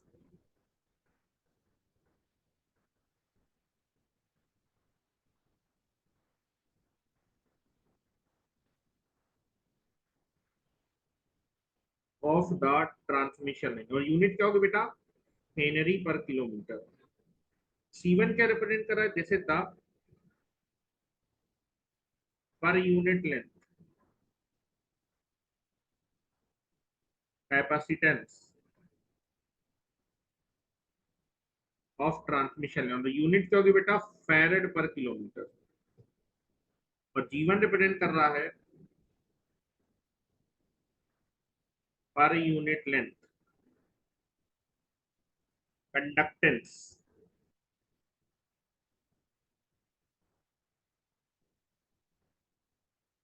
conductance of the transmission line, unit क्या होगी बेटा, दैट इज मोह पर किलोमीटर या फिर सीमेंस पर किलोमीटर।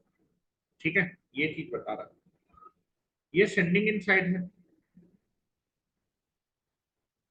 सेंडिंग इन वोल्टेज को रिप्रेजेंट करेंगे Vs से,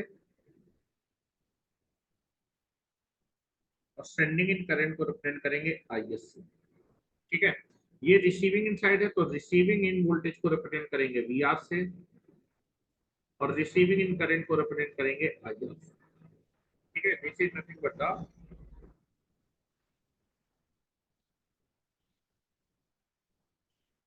sending in and this is receiving.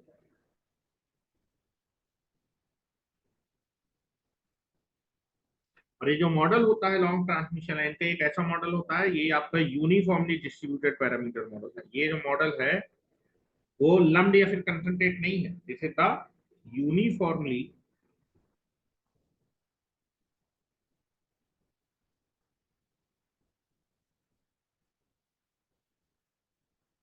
Distributed parameter model. ठीक है, बना।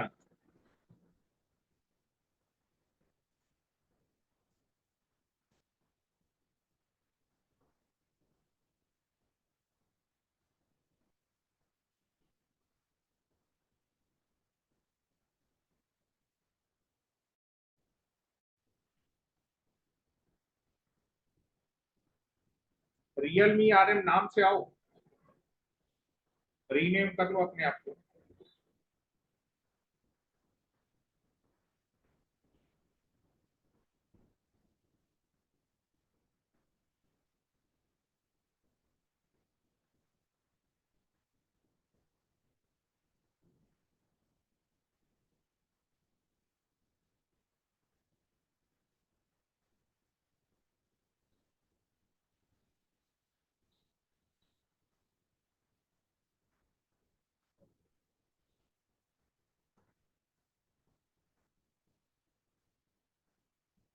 चलिए अब मैं एक टेबल बनवा रहा हूँ जिसमें सारे क्लासिफिकेशन आपके एक ही जगह पे होंगे। इस समय कौन सा मॉडल आपको बनाना है, किस किस मॉडल में क्या क्या चीजें यूज की जाती हैं, एक ही जगह पे सारा क्लासिफिकेशन कर रहा हूँ।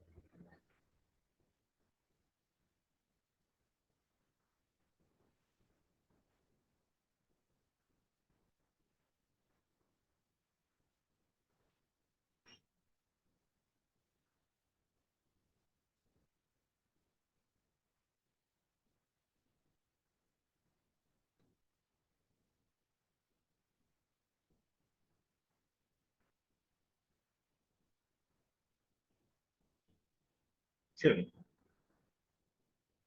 अब आपको ये क्लासिफिकेशन बड़ी आराम से समझ में आ जाएगा, ठीक है। चलिए तो यहाँ पर आपको पूरे पेज को 3 पार्ट में डिवाइड कर लेंगे।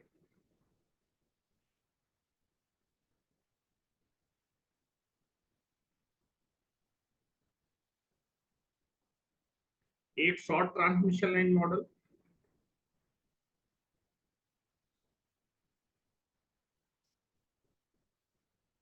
दूसरा medium transmission line model,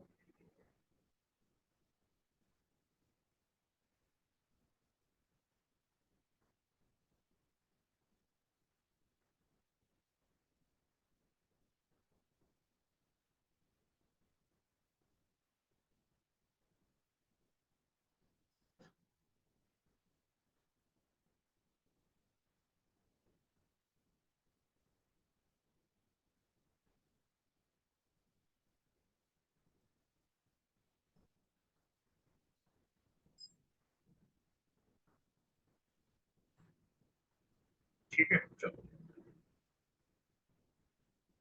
next heading डालेंगे that is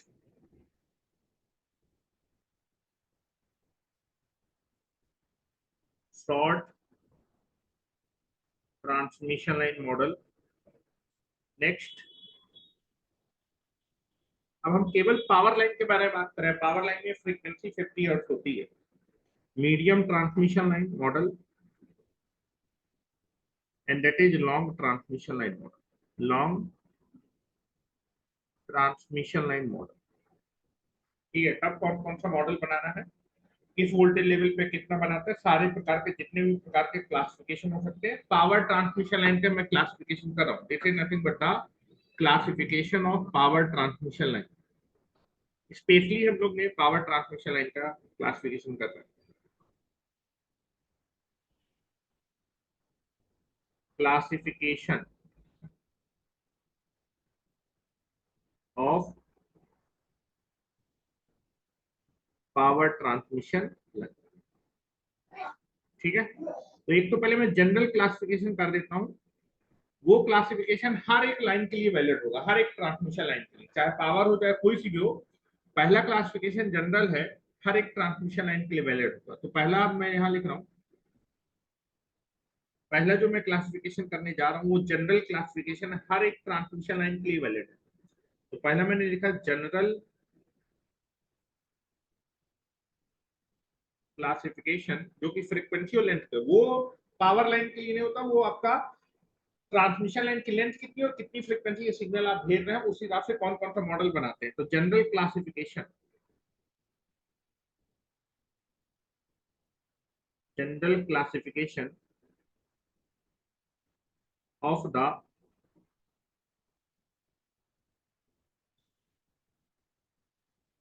transmission line based on the frequency and length product, that is product of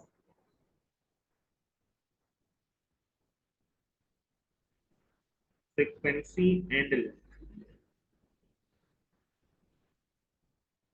ठीक है। उस पे बेस है पहला क्लासिफिकेशन। और ये जनरल बात कर रहा हूं, मतलब ये ट्रांसमिशन लाइन के लिए हर एक केस में, चाहे पावर हो चाहे कोई सी भी ट्रांसमिशन, हर एक के लिए वैलिड होगा ये जनरल क्लासिफिकेशन। इसके बाद में जितने भी क्लासिफिकेशन है वो सारे पावर लाइन के लिए वैलिड होगा, ठीक है। तो आप देखेंगे अगर आपका जो है कोई ट्रांसमिशन लाइन है उसमें फ्रीक्वेंसी और लेंथ का जो प्रोडक्ट है वो अगर 4 1000 हर्ट्ज किलोमीटर से कम है तो उस ट्रांसमिशन लाइन के एनालिसिस करने के लिए आप शॉर्ट ट्रांसमिशन लाइन मॉडल बनाते हैं। तो यदि फ्रीक्वेंसी और लेंथ का जो प्रोडक्ट है, यदि फ्रीक्वेंसी और लेंथ का जो प्रोडक्ट है वो 4000 हर्ट्ज किलोमीटर से क्या है, कम है। अगर फ्रीक्वेंसी और लेंथ का प्रोडक्ट आपका 4000 हर्ट्ज किलोमीटर से कम है तो उस ट्रांसमिशन लाइन को एनालाइज करने के लिए आप कौन सा मॉडल बनाते हैं, शॉर्ट ट्रांसमिशन लाइन मॉडल बनाते हैं। ठीक है। अब मीडियम ट्रांसमिशन लाइन मॉडल कब बनाया जाता है, यदि ट्रांसमिशन लाइन में जो फ्रीक्वेंसी और लेंथ का जो प्रोडक्ट है वो 4000 हर्ट्ज किलोमीटर से ज्यादा है और 8000 हर्ट्ज किलोमीटर से क्या है, कम है। क्या है, कम। यदि ट्रांसमिशन लाइन में जो फ्रीक्वेंसी और लेंथ का प्रोडक्ट है वो 4000 हर्ट्ज किलोमीटर से ज्यादा है और 8000 हर्ट्ज किलोमीटर से कम है, तब उस ट्रांसमिशन लाइन को एनालाइज करने के लिए आप मीडियम ट्रांसमिशन लाइन मॉडल बना सकते हैं। और लॉन्ग ट्रांसमिशन लाइन मॉडल कब बनाया जाता है, फ्रीक्वेंसी और लेंथ के हिसाब से। जो फ्रीक्वेंसी और लेंथ का जो प्रोडक्ट है वो 8000 हर्ट्ज किलोमीटर से कैसा है, ज्यादा। अगर आपकी ट्रांसमिशन लाइन में ट्रांसमिशन लाइन की लेंथ और उसमें जो सिग्नल हम पास कर रहे हैं उसकी फ्रीक्वेंसी का जो लेंथ का प्रोडक्ट है वो 8000 हर्ट्ज किलोमीटर ज्यादा है, तब उस ट्रांसमिशन लाइन को एनालाइज करने के लिए आप लोग मीडियम ट्रांसमिशन लाइन मॉडल बनाएंगे। ठीक है। अब जो है पावर की लाइन की फ्रीक्वेंसी माने तो फ्रीक्वेंसी से डिवाइड कर देते हैं, तो पावर लाइन के लिए कितनी लेंथ में कौन सा मॉडल बनेगा। पावर लाइन के लिए फ्रीक्वेंसी 50 हर्ट्ज होती है तो फ्रीक्वेंसी से डिवाइड करेंगे, तो अगर आपकी लाइन की लेंथ 80 किलोमीटर से कम है तब short transmission line model, 80 kilometre से ज्यादा 160 किलोमीटर से कम है तो मीडियम ट्रांसमिशन लाइन मॉडल, और अगर आपकी लाइन की लेंथ आपकी 160 किलोमीटर से ज्यादा है तो लॉन्ग ट्रांसमिशन लाइन मॉडल। ये रिजल्ट केवल पावर लाइन के लिए वैलिड होगा। जब फ्रीक्वेंसी मालूम है, मैं फ्रीक्वेंसी की वैल्यू रख रहा हूँ तो पावर लाइन के अब जितना भी क्लासिफिकेशन है वो पावर लाइन के लिए, ये जनरल था। अब मैं स्पेशली क्लासिफिकेशन कर रहा हूँ पावर लाइन। ठीक है। तो नेक्स्ट लिख रहे हैं that is second classification. Classification यहाँ देखिए मैंने पावर लाइन नहीं लिखा है, ट्रांसमिशन लाइन लिखा है, ट्रांसमिशन लाइन। अब मैं जो क्लासिफिकेशन कर रहा हूँ पावर लाइन के लिए कर रहा हूँ। ठीक है। क्लासिफिकेशन, या फिर तुम इसको मिटा ही दो भाई, तो कंफ्यूजन ना हो। ठीक है, इसको मिटा दो इस हेडिंग को, मैं इसी में सारी चीजें लिखे दे रहा हूँ, इस टेबल में सारी चीजें लिखे दे रहा हूँ। तो ट्रांसमिशन लाइन है और बताया नहीं कि कौन सी ट्रांसमिशन लाइन है, तो ट्रांसमिशन लाइन का जो पहला क्लासिफिकेशन है फ्रीक्वेंसी और लेंथ के हिसाब से होता है। अब मैं पावर लाइन के लिए स्पेशली क्लासिफिकेशन करने जा रहा हूँ। Classification, classification of power transmission line, power transmission. Power transmission line का मतलब है कि पावर ट्रांसमिशन लाइन पे जो सिग्नल हम भेजते हैं उसकी फ्रीक्वेंसी होती है 50 hertz on the basis of, on the on the basis of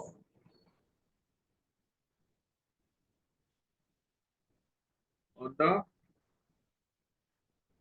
basis of the length of the transmission, on the basis of the length of the transmission, length of the power transmission, power transmission line की length के हिसाब से classification.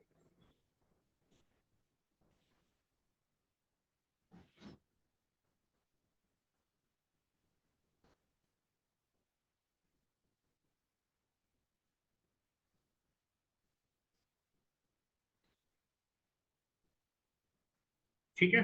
चलो, तो आप देखेंगे कि power line की लेंथ के हिसाब से पावर लाइन की फ्रीक्वेंसी मान तो फ्रीक्वेंसी से डिवाइड कर देंगे। तो अगर पावर लाइन की जो लेंथ है, अगर पावर लाइन की जो लेंथ है वो 80 किलोमीटर से क्या है, कम है, अगर पावर लाइन की जो लेंथ है वो 80 किलोमीटर से कम है तो पावर ट्रांसमिशन लाइन के एनालिसिस करने के लिए आप शॉर्ट ट्रांसमिशन लाइन मॉडल बनाएंगे। और वहीं अगर पावर लाइन की जो लेंथ है वो 80 किलोमीटर से कैसी है, ज्यादा है, और 160 किलोमीटर से कैसी है, कम है, तब पावर ट्रांसमिशन लाइन की एनालिसिस करने के लिए आप पावर ट्रांसमिशन लाइन का मीडियम ट्रांसमिशन लाइन मॉडल बनाएंगे।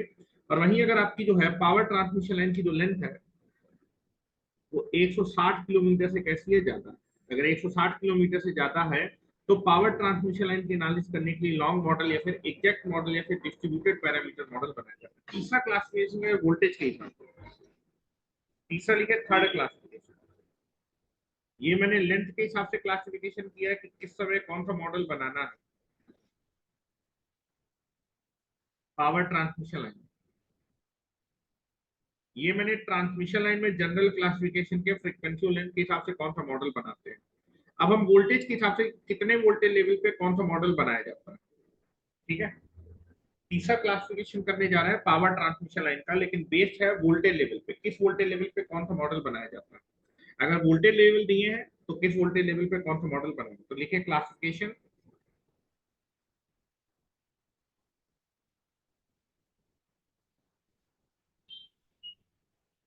Classification of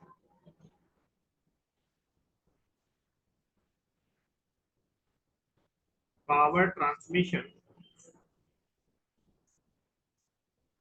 line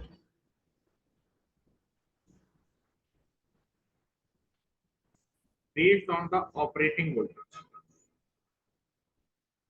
based on the operating voltage of the power. अगर पावर ट्रांसमिशन ने केवल ऑपरेटिंग वोल्टेज दिया है तो किस ऑपरेटिंग वोल्टेज पे कौन सा मॉडल बनाते हैं ऑफ द पावर ट्रांसमिशन।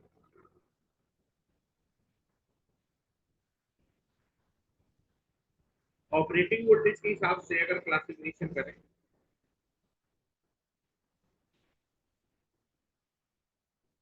ठीक है, ऑपरेटिंग वोल्टेज। तो अगर आपकी जो है ट्रांसमिशन लाइन का ऑपरेटिंग वोल्टेज, अगर ट्रांसमिशन लाइन का जो ऑपरेटिंग वोल्टेज है वो कम है 20 किलो वोल्ट से, 20 किलो वोल्ट। अगर आपके ट्रांसमिशन लाइन का ऑपरेटिंग वोल्टेज 20 किलो वोल्ट से कम है तो उस ट्रांसमिशन लाइन को एनालिसिस करने के लिए आप फॉर ट्रांसमिशन लाइन मॉडल बनाते हैं। अगर केवल ऑपरेटिंग वोल्टेज दिया तब का क्लासिफिकेशन है। अगर ट्रांसमिशन लाइन में जो ऑपरेटिंग वोल्टेज है वो 20 किलो वोल्ट से कम है, मतलब 11 केवी की लाइन हो गई, फिर उससे नीचे 6.6 केवी की लाइन है, इन सारी लाइन की एनालिसिस करने के लिए आप फॉर ट्रांसमिशन लाइन मॉडल बनाएंगे। यदि आपकी ट्रांसमिशन लाइन जो ऑपरेटिंग वोल्टेज है, operating voltage of transmission line, operating voltage of transmission, अगर ट्रांसमिशन लाइन का ऑपरेटिंग वोल्टेज 20 किलो वोल्ट से ज्यादा है और that is nothing but the 100 kilo volt से क्या है, कम है।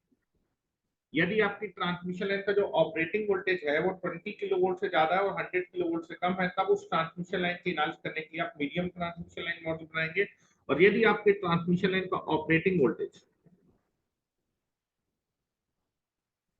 ऑफ द ट्रांसमिशन यदि 100 किलो वोल्ट से कैसा है, ज्यादा है, तब आप अपनी ट्रांसमिशन लाइन को एनालाइज करने के लिए मीडियम ट्रांसमिशन लाइन मॉडल बनाए। ठीक है, ये मैंने पावर ट्रांसमिशन लाइन का क्लासिफिकेशन लिया लिखा है, लेकिन ऑपरेटिंग वोल्टेज, किस ऑपरेटिंग वोल्टेज पे कौन सा मॉडल बनाएगा।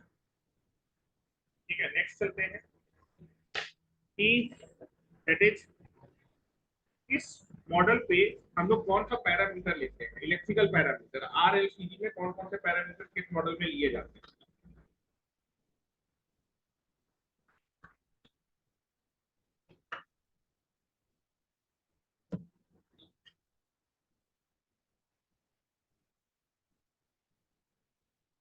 चौथा क्लासिफिकेशन लिखिए,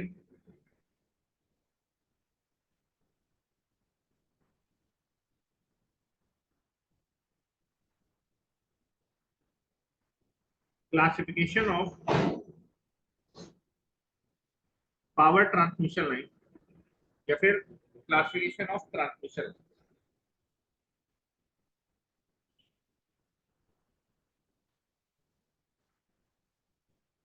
transmission line based on the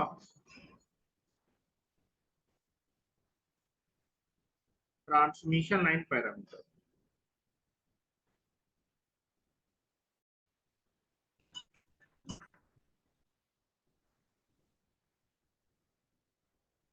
एक minute.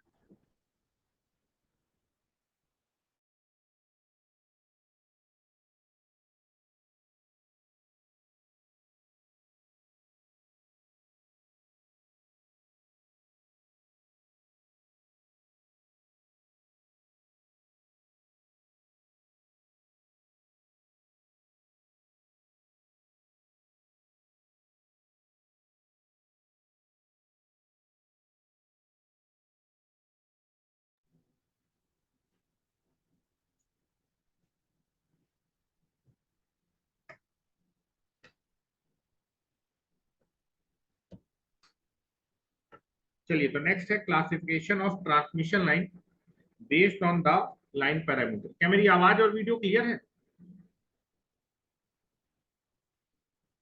Hello?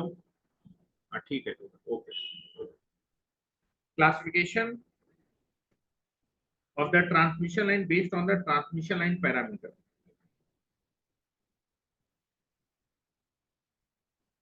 Transmission line parameter, ठीक है।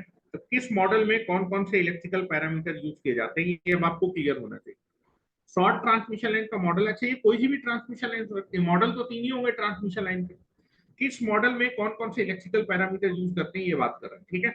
Now this is nothing but the line को बड़ा ही कर लेते हैं थोड़ा सा।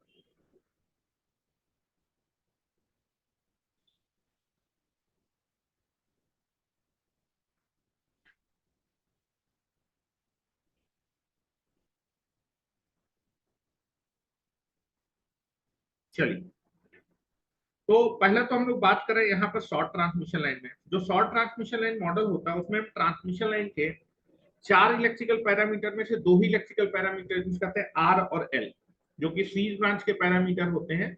और आपके कैपेसिटर कंडक्टेंस को क्या कर देते हैं, निगलेक्ट कर देते हैं, जो कि शंट ब्रांच के पैरामीटर होते हैं। मतलब शंट ब्रांच कंसीडर नहीं की जाती, सीरीज ब्रांच के पैरामीटर ही कंसीडर किए जाते हैं, ठीक है। तो यहाँ मैं लिख रहा हूँ, in the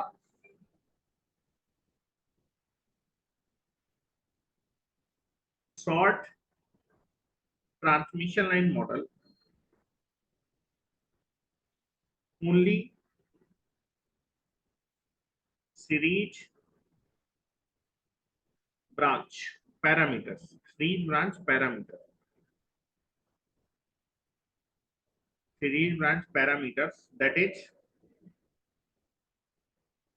R and L, R and L, that is resistance and inductance are considered,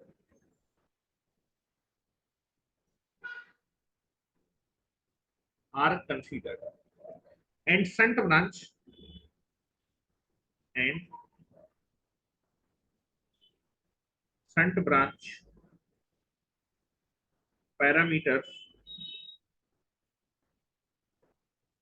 shunt branch parameter, that is C and G, C and G, capacitance and conductance are neglected, are neglected, ठीक है। वही medium transmission line में अगर बात की जाए, तो medium transmission line में हम लोग केवल तीन ही इलेक्ट्रिकल पैरामीटर यूज करते हैं, आर एल सी, ठीक है। जी को निगलेक्ट कर देते हैं। मीडियम ट्रांसमिशन लाइन मॉडल जब हम बनाएंगे,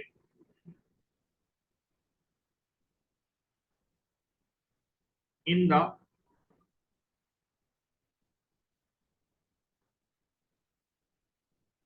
medium transmission line model only three electrical parameter, three electrical parameters of the transmission line are considered, that is R, L and C, where R and L are series branch parameter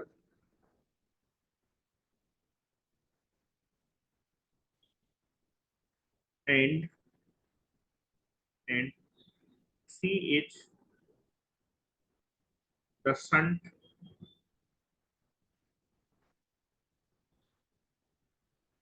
branch parameter, ठीक है। Next लिख देते हैं, in medium transmission line, in the medium transmission line model, क्योंकि line की length इतनी ज्यादा नहीं होती, इसलिए शंट कंडक्टेंस के इफेक्ट को निगलेक्ट कर देते हैं। In medium transmission line model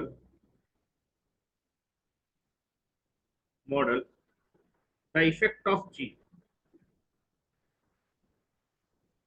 the effect of G is the effect of G in the shunt branch.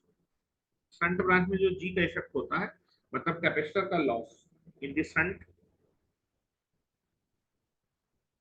Branch is neglected, is neglected, ठीक है। और जो आपके पास लॉन्ग ट्रांसमिशन लाइन मॉडल होता है उसमें हम चारों चारों इलेक्ट्रिकल पैरामीटर यूज करते हैं। तो यहाँ लिख रहा हूं in the long transmission line model, in the long transmission line model all the four electrical parameter, if all the transmission line parameter, all the transmission सारे के सारे जितने भी इलेक्ट्रिकल पैर all the transmission line electrical parameter, चारों के चारों electrical parameter, ठीक है, that is R L C and जी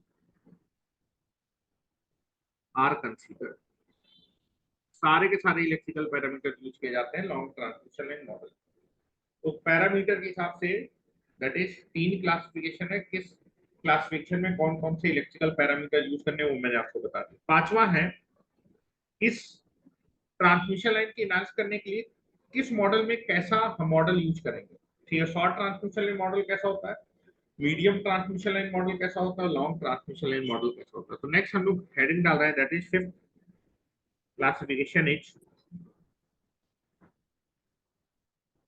सारे के सारे क्लासिफिकेशन एक ही जगह पे लिखा देता हूँ, तुम लोग पढ़ के केवल यही वाला आते हो, ये वाला, ये वाला पढ़ के आते हो, लेकिन कंपटीशन है उसमें आपको सारी चीजें क्लियर होनी चाहिए।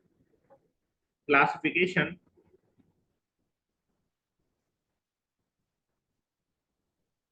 Classification of transmission line,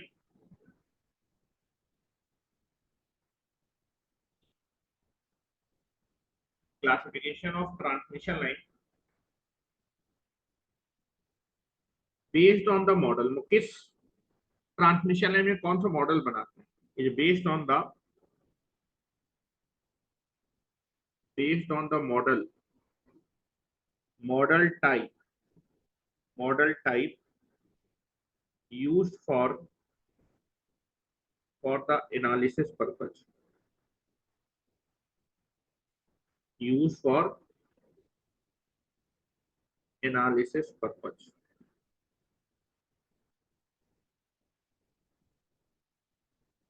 analysis purpose के लिए कौन कौन सा मॉडल यूज किया जाता है उसके हिसाब से क्लासिफिकेशन करा। तो जो शॉर्ट ट्रांसमिशन लाइन मॉडल होता है जब हम उसको मॉडलिंग करते हैं एनालिसिस के लिए तो लम्प्ड या फिर कंसंट्रेटेड मॉडल होता है। और इस मॉडल में हम लोग क्या करते हैं, ट्रांसमिशन लाइन में ट्रांसमिशन लाइन का total resistance and total inductance ही क्या करते हैं, यूज करते हैं, ठीक है। तो लिख रहा हूँ बेटा, एनालिसिस करने के लिए जो शॉर्ट ट्रांसमिशन लाइन मॉडल बनाया जाता है उस मॉडल वो मॉडल कैसा, लम्प्ड या फिर कंसंट्रेटेड मॉडल। तो लिख रहा हूँ the short transmission line model is lumped or concentrated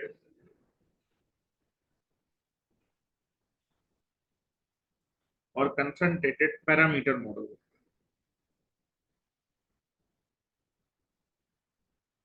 parameter model होता है, ठीक है। इस मॉडल में हम क्या करते हैं, शॉर्ट ट्रांसमिशन लाइन जो लम्प्ड कंसंट्रेटेड मॉडल होता है, इन the short transmission line model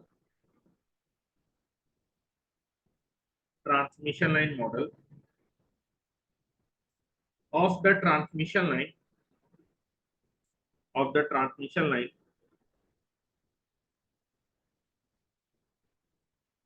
we used we used total resistance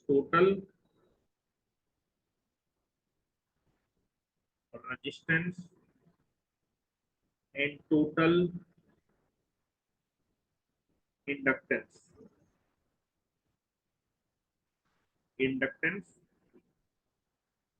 of the transmission। और बेटा टोटल रेजिस्टेंस टोटल इंडक्टेंस की वजह से आप ये भी बोल सकते हैं टोटल सीरीज इंपीडेंस से रिप्रेजेंट करते हैं। दैट इज ब्रैकेट में लिख देते हैं इसको, that is the transmission line in short transmission line model in the short transmission line model, the transmission line can be represented by the transmission line can be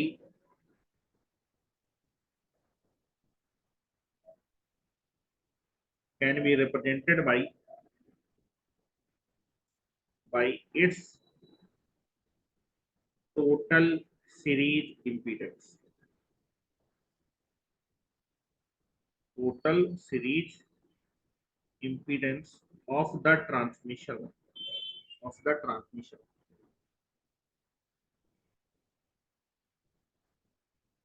ठीक है,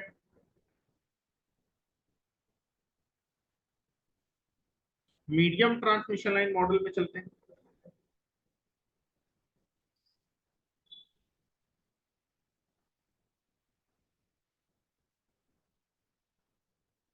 In the medium transmission line model, the transmission line is represented by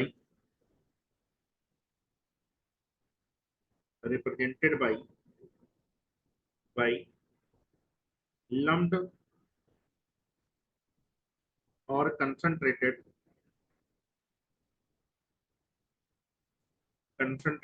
parameter model. जो medium transmission line model होता है वो भी lumped या फिर concentrated parameter model होता है। और चार हम लोग लम्प्ड या फिर कंसंट्रेटेड मॉडल यूज करते हैं मीडियम ट्रांसमिशन लाइन के लिए, तो ये भी लिख रहा हूं। There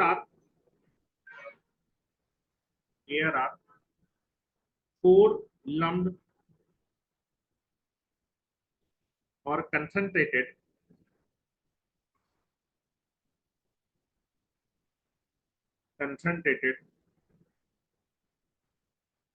parameter models are used for the analysis of medium transmission. Medium transmission line के एनालिसिस करने के लिए आप चार लम्प्ड या फिर कंसंट्रेटेड मॉडल यूज करते हैं ऑफ द मीडियम ट्रांसमिशन। कौन कौन से वो चार इलेक्ट्रिकल या फिर चार मॉडल होते हैं? पहला होगा आपके पास दैट इज नॉमिनल टी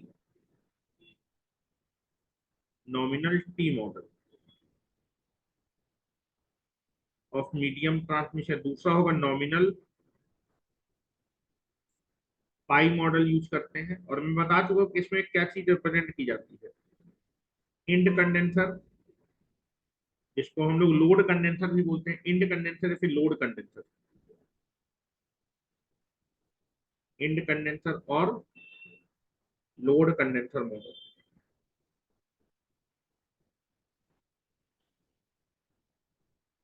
और एक होगा source condenser model.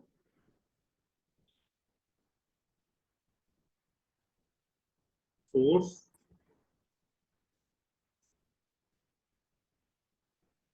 Condenser model. ठीक है, तो ये चार लम्प्ड या फिर कंसंट्रेटेड मॉडल यूज करते हैं, किए जाते हैं मीडियम ट्रांसमिशन के एनालिसिस करने के लिए। ठीक है, नेक्स्ट चलते हैं।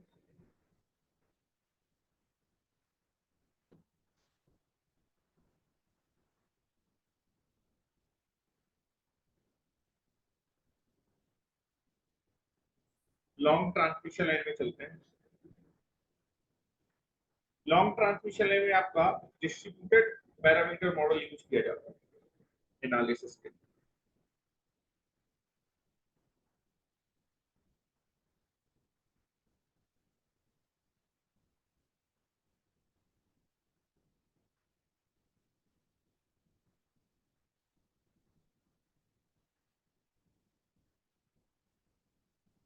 आयुष तुम्हारा कैमरा बंद है।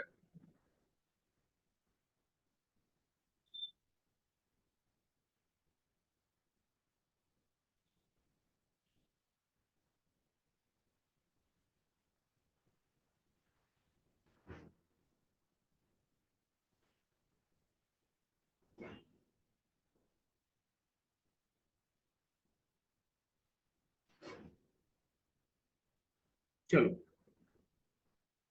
तो नेक्स्ट है that is long transmission line पे चलते हैं। In the long transmission line model,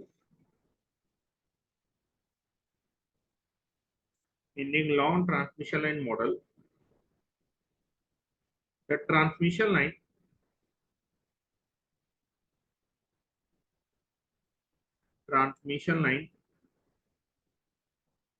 can be represented by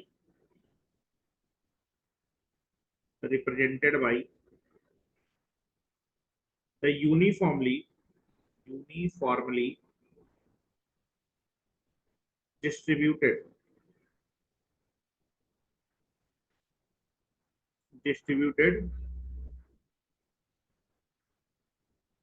parameter model, uniformly distributed parameter model. ठीक है, यूनिफॉर्मली डिस्ट्रीब्यूटेड पैरामीटर मॉडल। ठीक है, अब बात करते हैं बेटा, लास्ट क्लासिफिकेशन देखने जा रहे हैं ट्रांसमिशन का, लीकेज करंट या फिर charging current.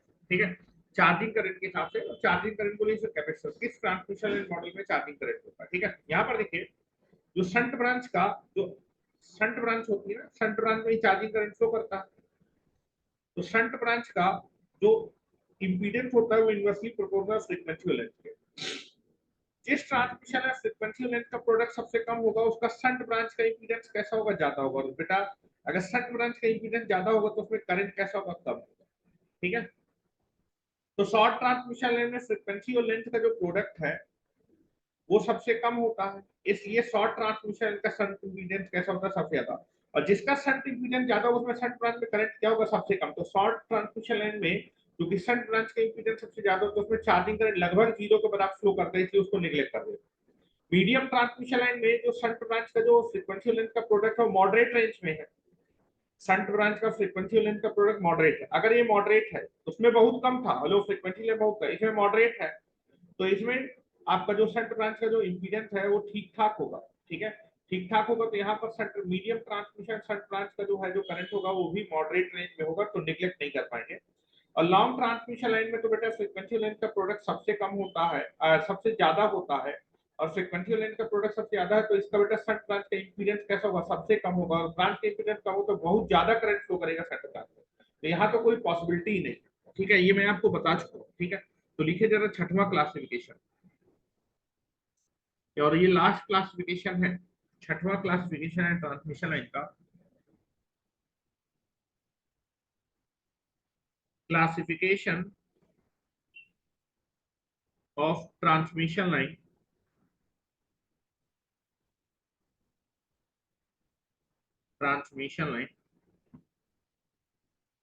Based on the charging current. Charging current means capacitor का करंट, जो कि शंट ब्रांच में होता है चार्जिंग करंट। और आपको मालूम है जिस ब्रांच का इंपीडेंस कम होता है उस ब्रांच में ज्यादा करंट फ्लो करता है। करंट ज्यादा है तो निगलेक्ट नहीं की जा सकती ब्रांच। करंट ब्रांच को हम निगलेक्ट तभी कर सकते हैं जब उसमें करंट फ्लो ना कर रहा हो या फिर वेरी वेरी स्मॉल हो। Charging current based on the charging current. Charging current का मतलब है that is IC. Charging current का दूसरा नाम क्या है, that is leakage current.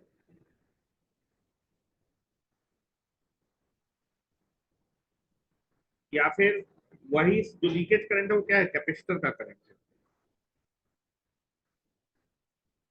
Capacitor current, क्योंकि चार्जिंग करंट कैपेसिटर ही पास करता है। या फिर उसको बोल सकते हैं शंट ब्रांच का करंट। शंट ब्रांच किस में शंट ब्रांच है, किस मॉडल में शंट ब्रांच नहीं है, उसके हिसाब से क्लासिफिकेशन करने जा रहे हैं।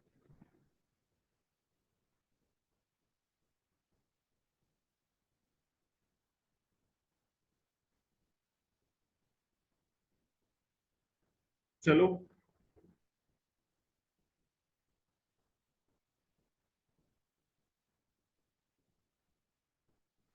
तो जो बेटा जो मेरे पास शॉर्ट ट्रांसमिशन लाइन होती है या फिर शंट ब्रांच का, जरा हम इम्पीडेंस बात करते हैं। शंट ब्रांच का जो इम्पीडेंस होता है वो इनवर्सली प्रोपोर्शनल था फ्रीक्वेंसी और लेंथ के। शंट ब्रांच का जो इम्पीडेंस था वो फ्रीक्वेंसी और लेंथ के इनवर्सली प्रोपोर्शनल था। ठीक है। शॉर्ट ट्रांसमिशन लाइन में जो फ्रीक्वेंसी और लेंथ का जो प्रोडक्ट होता है वो बहुत कम होता है। तो शॉर्ट ट्रांसमिशन लाइन में जो शंट ब्रांच है उसका इंपीडेंस कैसा होगा, बहुत ज्यादा। शंट ब्रांच का अगर इंपीडेंस बहुत ज्यादा है तो शंट ब्रांच में करंट क्या होगा, लगभग जीरो होगा, निगलेक्ट कर सकते हैं। तो लिख रहा हूं, चूंकि शॉर्ट ट्रांसमिशन लाइन में फ्रीक्वेंसी और लेंथ का प्रोडक्ट बहुत कम होता है, सो दैट शंट ब्रांच का जो इंपीडेंस है वो बहुत ज्यादा होगा। अगर शंट ब्रांच का इंपीडेंस बहुत ज्यादा होगा तो शंट ब्रांच में कितना करंट होगा, hence hence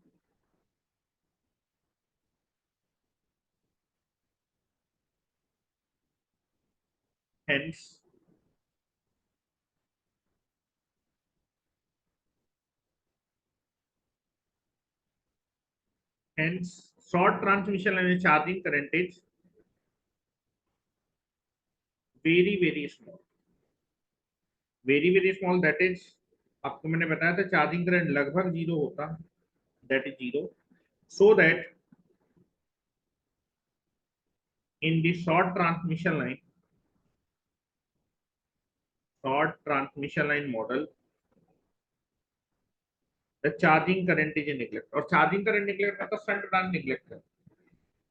short transmission line model the charging current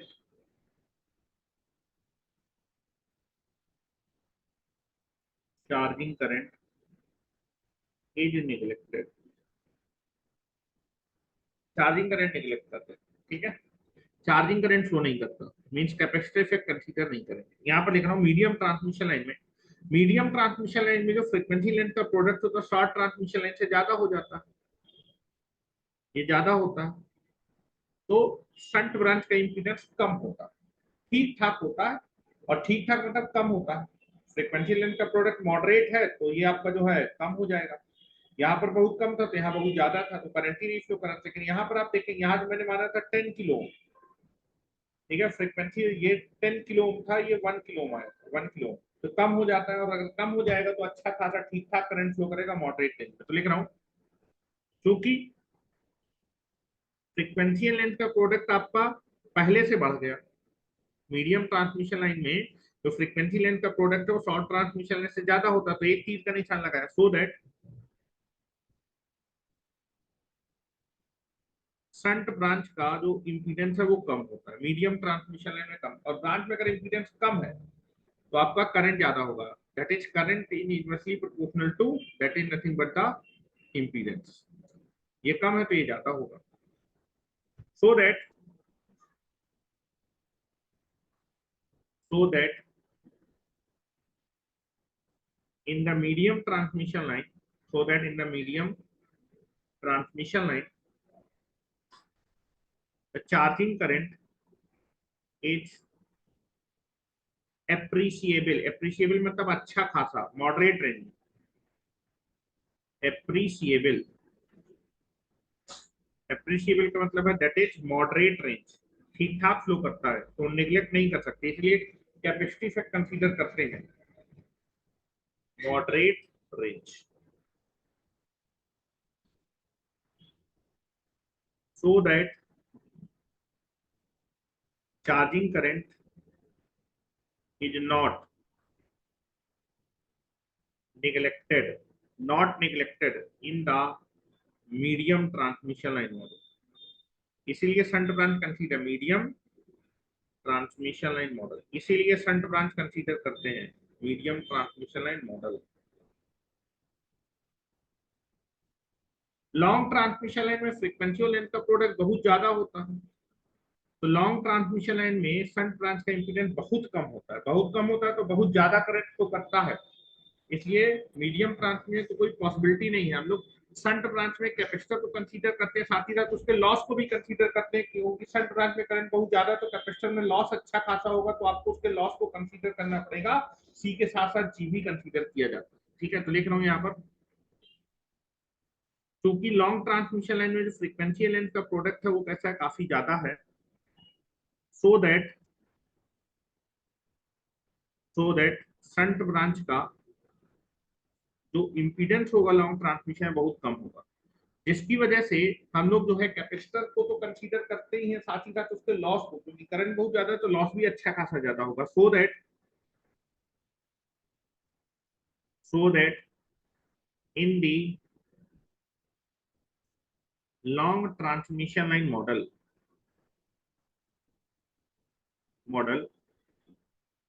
so that in the long transmission line model charging current is very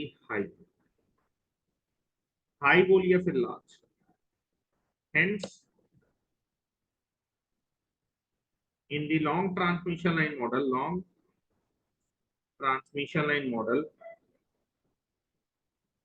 charging current is also considered,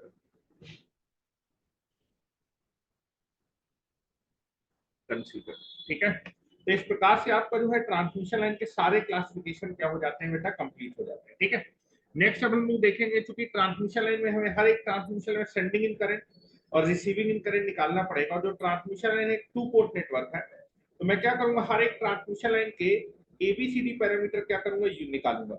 और अगर आपको एबीसीडी पैरामीटर मालूम है और अगर आपको receiving end sending end current मालूम है, तो किसी भी ट्रांसमिशन लाइन का आप क्या कर सकते हैं, सेंडिंग इन करंट और सेंडिंग इन वोल्टेज निकाल सकते हैं, और उसके बाद ही आप लॉसेज वॉसेज ये क्या कर पाएंगे, कैलकुलेट कर पाएंगे। ठीक है, तो कल हम लोग जो है हर एक ट्रांसमिशन लाइन पैरामीटर निकालेंगे, उसके लिए मुझे 2 पोर्ट नेटवर्क की जरूरत पड़ेगी, तो पढ़ के आइएगा कल जो है। ठीक है, तो आज इतना ही रखते हैं, कल हम लोग स्टार्ट करेंगे कि हर एक मॉडल में, चाहे वो शॉर्ट ट्रांसमिशन लाइन मॉडल हो चाहे मीडियम हो, किस किस मॉडल में आपके एबीसीडी पैरामीटर क्या होते हैं, ABCD parameter means transmission line parameter क्या क्या होते हैं वो आपको मालूम होने चाहिए। ठीक है, तो कल इसको कंसीडर करते हैं। ठीक है, चलिए, थैंक यू वेरी मच।